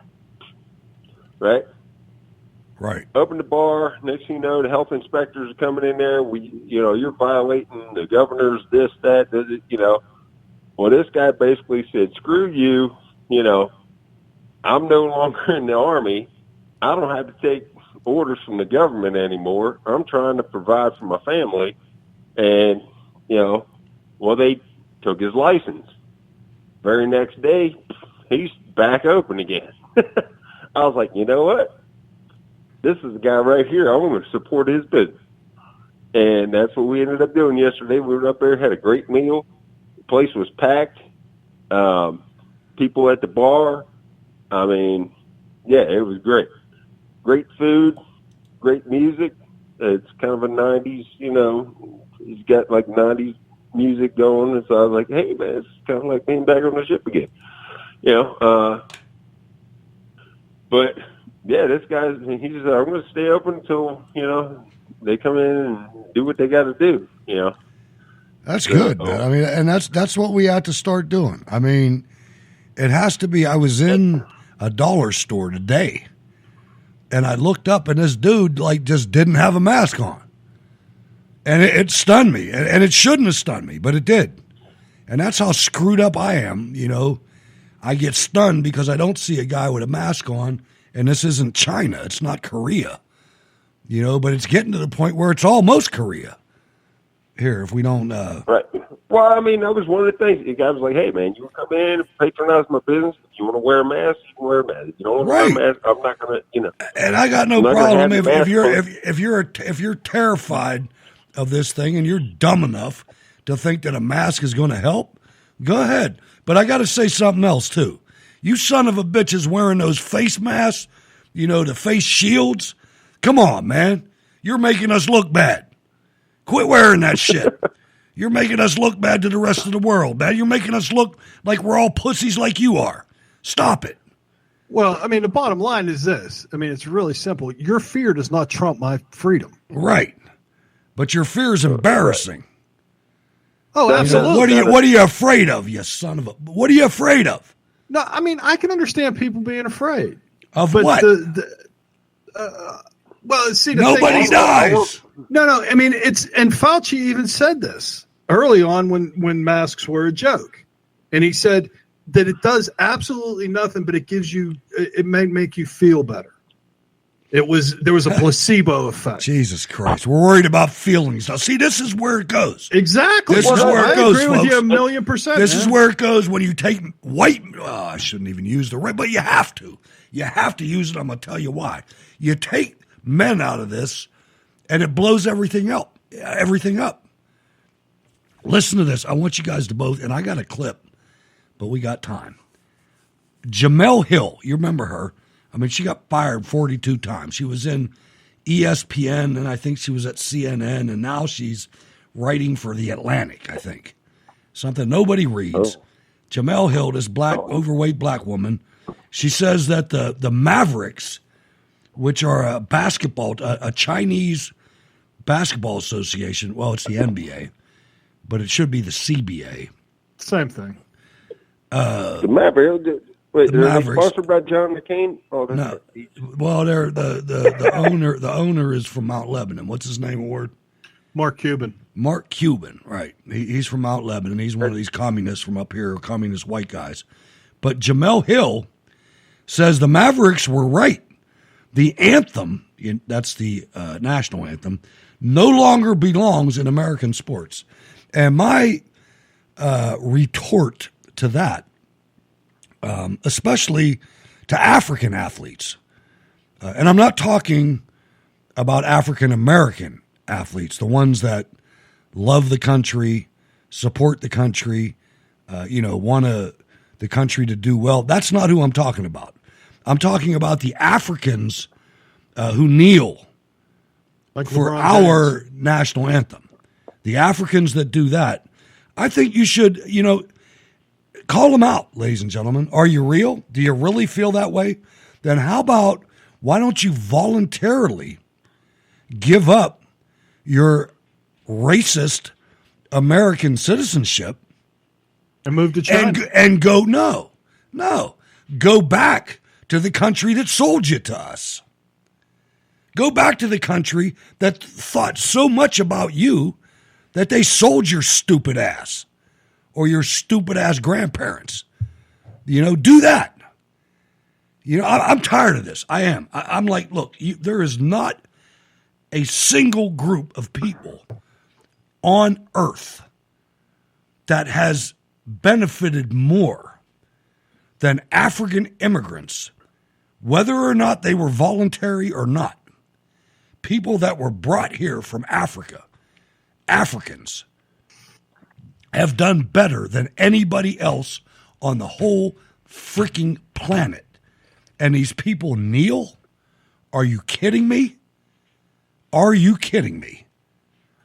Walter Williams said the best thing that ever happened to him in his life was slavery. Because if it wasn't for that 6 generations ago, he would still be in Nairobi picking sugarcane with no shoes on. And this is the thing, it bothers me that everybody's afraid to talk about it, Ward and Ken. Because I know I'm a loser. I talk about it, I'm going to get ostracized. I don't care. It doesn't matter to me. Well, I'm going back on the comment you made earlier, and I agree with you 100%. What we need to do is we need to get back to celebrating toxic masculinity. Damn Skippy. And that's and the people I'm talking about are some of the best examples of that. Well, I mean, the bottom line, are athletes. Yeah, I mean, the thing is, our athletes that are so involved in what's it called? What do they call it? Systematic racism. Yeah, that too. The systematic racism. Systemic racism. Systemic. Yes, that's it. Systemic racism. Except for the fact that the people that are making the shoes where Nike's paying them these millions of dollars are being put together by kids making 40 cents a damn hour. And some of them are Uyghur Muslims. Yeah, and they're slaves. They are truly slaves. Yeah. So, don't give me your social justice warrior crap about how you're standing up for social injustice when you're allowing children to make your shoes so that they can make you wealthy. Indeed. Ken, I want you to listen to Steve Bannon, man, a hero of mine. And I want everybody to remember, because, we've said collectively the verdict of the audience pretty much is, and the co-hosts, is that we have to take this party and we have to fix it. I want you to listen to Stephen K. Bannon, and he's going to talk a little bit about Mitch McConnell and how we have to deal with him. Mitch McConnell has got to go. He's a poison in this. He's got to start representing the party he represents. He and his wife got to start being on the side of the party they represent, the Uniparty.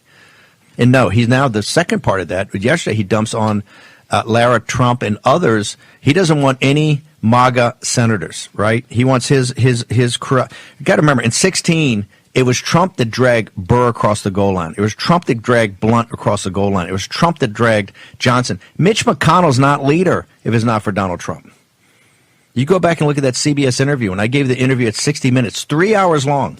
3 hours, put up on Charlie Rose. 3 hours long, a 3-hour interview that could ask me any question. I owned Charlie Rose, and they knew it. By the way, the first two segments they'd had in, I think, 20 years. 2 segments on 60 Minutes. What did I say? Why did I leave? Boom, on Ryan and McConnell. Not that I had much backup, but that's a story for another day. I said it right there on 60 Minutes. It was go after McConnell and Ryan because they were trying to destroy Trump's America First agenda. Ladies and gentlemen, Stephen K. Bannon, the replacement for Rush Limbaugh, in my opinion.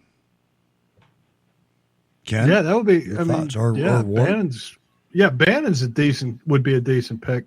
It's kind of sad to say that. It is, but what are you going to do? Life is life. Life is life, man. Yeah, but that's the truth. It would come down to. Really, the only big Republican or right-leaning journalist is me. Right. Well, other than you, Hutch.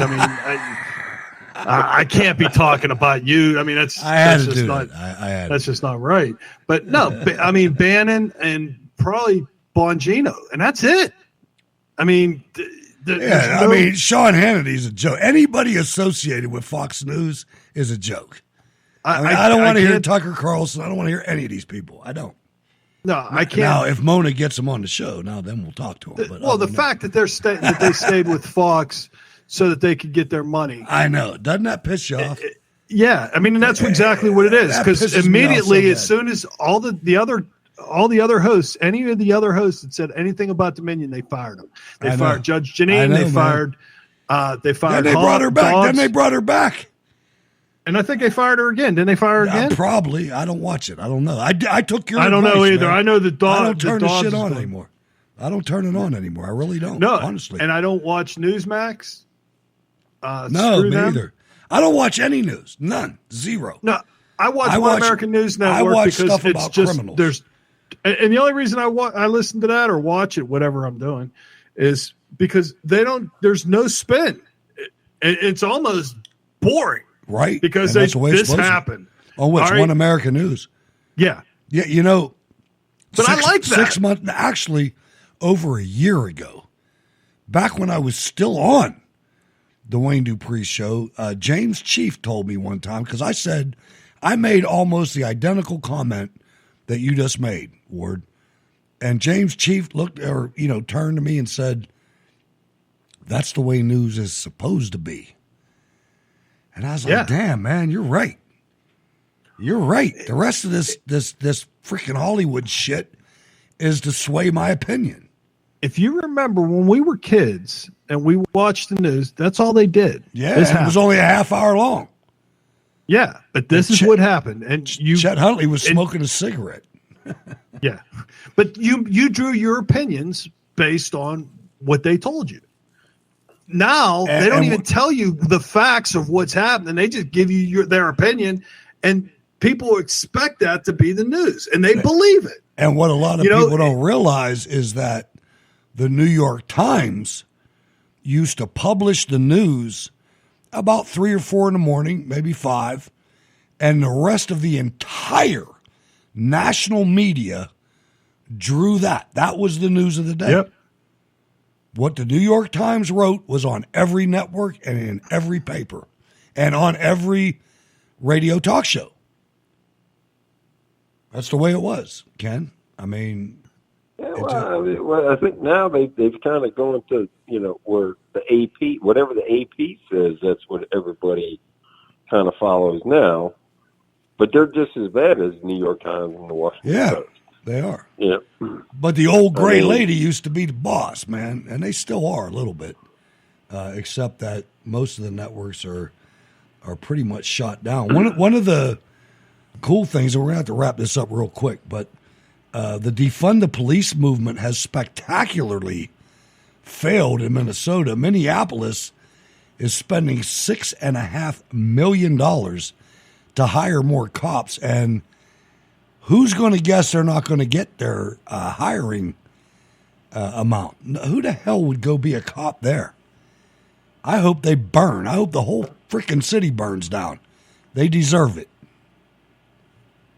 Well, I know my brother-in-law just retired as a PA state cop, and he could not. I mean, he was counting down the hours when he was about two years away. Right, you're talking about Pennsylvania. No, I agree. How can you carry a gun for a Nazi? And that's what you're doing. If you're a Pennsylvania state police officer,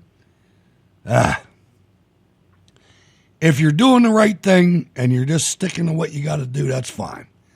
But if you're all excited about this governor, man, go stick your head in the oven and turn the gas on. Now, my brother-in-law wasn't exactly he's not exactly a Tom Wolfe fan. Right. You know what I'm talking about, though. I mean, this is the way this is. Down in Texas, it got real cold today, and half of the turbines on the windmills in West Texas froze up.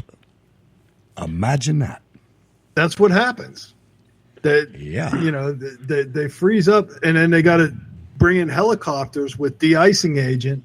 And how much fuel do you think that they burn trying to de-ice these big-ass turbines? And what did you say anyway with the ethanol? It takes a freaking gallon of gas to make a gallon of ethanol. ethanol. Or more than a gallon of gas to produce a gallon of corn gas. Yeah. It's ridiculous. All right, Ken. Thanks for calling. Unless you got a final comment, we got to get out of here. Okay, the final comment, you brought up Texas, and we'll bring up food again. Anybody gets to Pasadena, Texas, hook up my buddy Joe Espinoza. He was an ET on my ship. Primo's Taco House in Pasadena, Texas. Pasadena. All right, thanks. Houston. Thanks, Ken. Always appreciate your call, man. All right, there's Ken from Virginia. We're almost out of here. I want to put this out, though. The Biden administration is really going super Nazi, man. They've issued an ultimatum saying that if American planes are not allowed to fly emergency planes to Israel, Israeli planes will not be allowed to land in the U.S. Israel's Channel 12 News reported Saturday that Israel's Ben Gurion Airport has been shuttered for the past 3 weeks, and the only planes permitted to land belong to the country's El Al flagship carrier, bringing stranded Israelis home.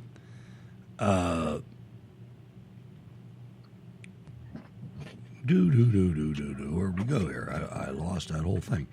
Anyway, the U.S. Department of Transportation warned that by doing so, Israel is violating the Open Skies Agreement between the two countries, the report said. The report cited White House officials as telling Israel, why do you need a crisis with the new administration?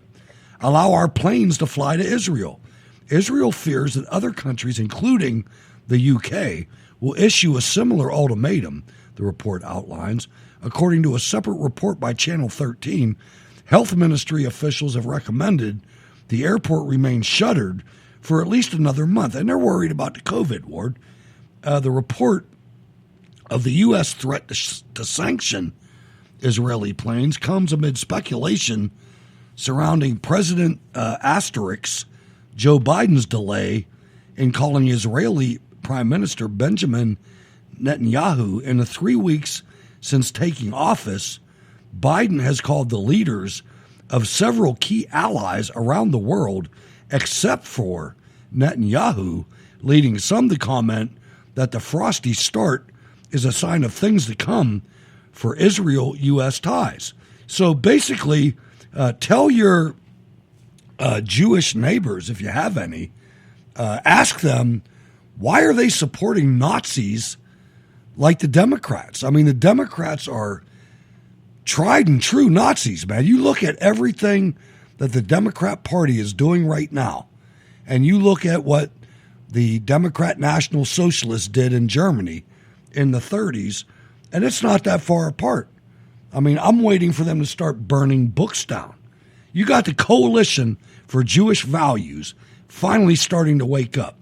The largest rabbinic public policy organization in America decided today that the promotion of incestual Representative Ilhan Omar, Muslim Minnesota, to a senior committee position shows that Congress Ward has basically accepted anti-Semitism.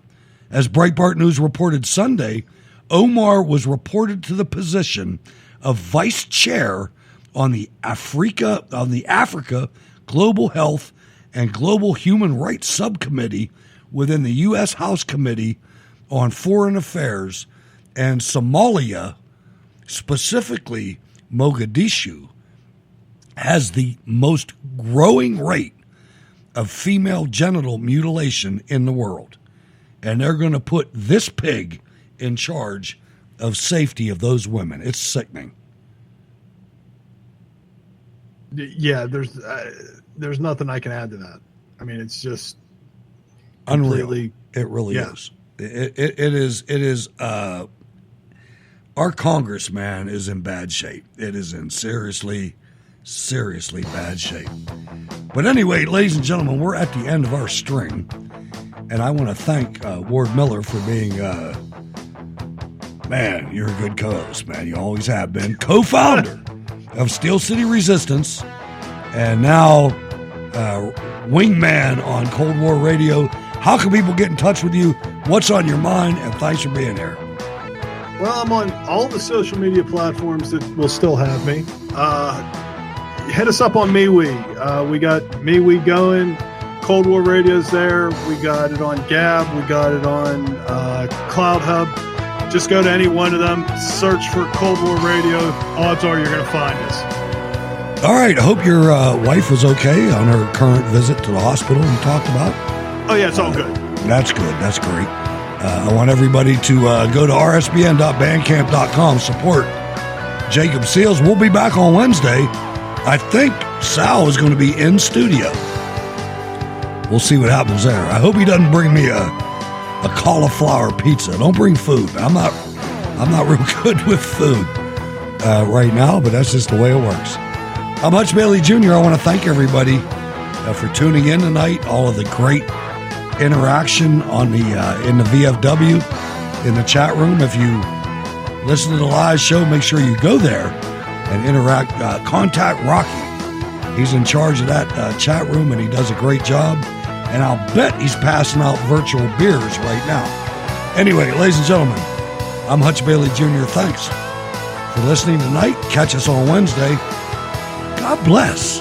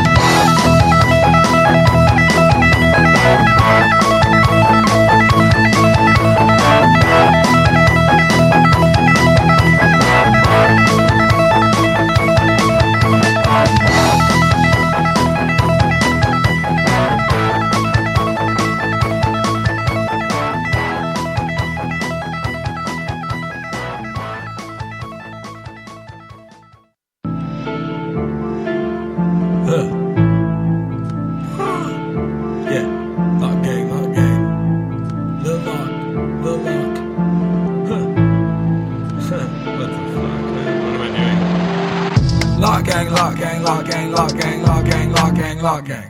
I do not fuck with that bitch Wayne. Him and Hutch are both lame. Jim #1 in the game. When he's gone, shit ain't the same. Come with us, feel that sword pain. Law gang, law gang, law gang. Law gang, law gang, law gang, law gang, law gang, law gang, law gang. I do not fuck with that bitch Wayne. Him and Hutch are both lame. Jim #1 in the game. When he's gone, shit ain't the same. Come with us, feel that sword pain. Law gang, law gang, law gang. My sword costs more than your ring. It does. My mama still lives at my house. She does. I don't really care about things. I don't. I just want to make phone calls. All this shit is a game to me. Most of the other hosts are the same to me, except for one man where the blame should be. And that one man is Wayne Dupree. Come for the king and you can't miss. Slice a big X in your chest, Chris. Plus his co-host who we call Miss. Scream Lock Gang, watch your boys piss. JJ's got that shirt fresh. Sort it up, make that shit mesh. Talking shit like he's no threat. Everybody knows Lock Gang's best. Lock gang, lock gang, lock gang, lock gang, lock gang, lock gang, lock gang. I do not fuck with that bitch Wayne. Him and Hutch are both lame. Jim #1 in the game. When he's gone, shit ain't the same. Come with us, feel that sword pain. Law gang, law gang, law gang. Law gang, law gang, law gang, law gang, law gang, law gang, law gang. I do not fuck with that bitch Wayne. Him and Hutch are both lame. Jim #1 in the game. When he's gone, shit ain't the same. Come with us, feel that sword pain. Law gang, law gang, law gang. Yo, fuck the DePrimos, fuck the Wayniacs, fuck the Hutchimos, fuck the Screaming Eagles, fuck the JJ crew, fuck the Defame, fuck Gen X, fuck the Bryan Dynasty, fuck them all, there's only one baby, and that's a motherfucking lock. I brought up the subject of what's going to happen after we take over the government. We become responsible then for administrating, 250 million people. And there was no answers. No one had given any thought to economics. How are you going to clothe and feed these people? The only thing that I could get was that they expected that the Cubans and the North Vietnamese and the Chinese and the Russians would all want to occupy different portions of the United States. They also believed that their immediate responsibility would be to protect against what they called the counter-revolution. And they felt that this counter-revolution could best be guarded against by creating and establishing re-education centers in the Southwest, where we would take all the people who needed to be re-educated into the new way of thinking and teach them how things were going to be. I ask, well, what is going to happen to those people that we can't re-educate, that are die-hard capitalists? And the reply was that they'd have to be eliminated. And when I pursued this further, they estimated that they would have to eliminate 25 million people in these re-education centers. And when I say eliminate, I mean kill. 25 million people. I want you to imagine sitting in a room with 25 people, most of which have graduate degrees from Columbia and other well-known educational centers, and hear them figuring out the logistics for the elimination of 25 million people. And they were dead serious. Ali Apprentice. Now, Corolla, why did your team lose? Now, hold on a second. And by the way... Interrupt this program for Obama to say something. My fellow Americans, I'd like to announce that I'm running for President of America as a black man this time. I did some time in jail. I did some crime with Michelle. We stole some fried watermelon. Give your pity, Kanye. I'm known to smack up a bitch. I got Kool-Aid in the fridge. I never met my kids. Their real dad is Kanye. Guns, yeah, sold them. Hoes, tricks, yeah, told them. Blood splits, yeah, rolled them. Riding up to homegrown payback. Hey, I just met you, so please don't chase me. My name's Obama. Was born in Haiti.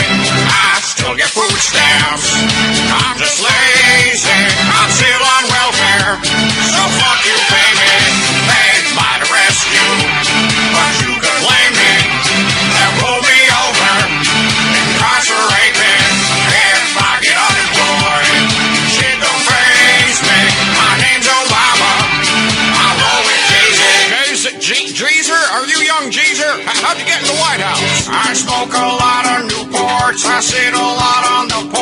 I stole 2012 Porsche from my neighbor's driveway. I did a lot of drug deals. I killed Osama for trills. I blamed it on Navy SEALs and fucked his bitch sideways. Oh yeah, I'm holding rocks, weed, meth, heroin. White House garden showing. What you think I'm throwing? Daisies?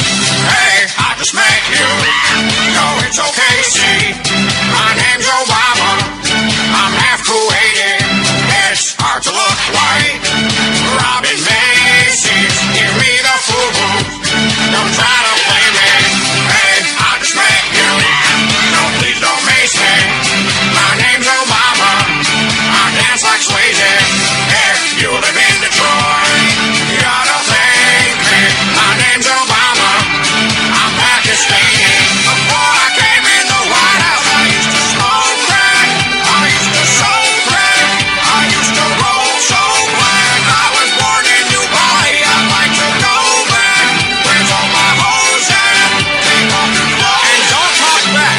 Now, the American people have a clear choice. Would you like to get smacked with a pimp cane or with the back of my hand? It's hard to look white.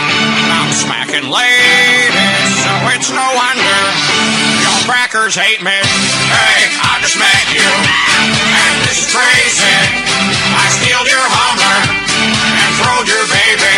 Sandusky touched the boy, or so they say. See, my name's Obama. Chicken is tasty. Before I came in the White House, I used to smoke crack. I used to soul crack. I used to roll so black. All you haters don't like me. Lick my ball sack. Y'all haters fall back. So fuck you, pay me. I mean, do we really need another black guy on unemployment right now?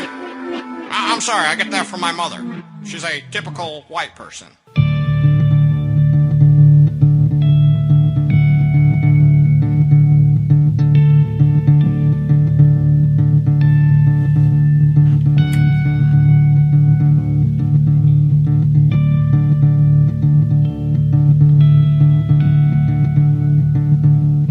Oh, say, can you see by the dawn's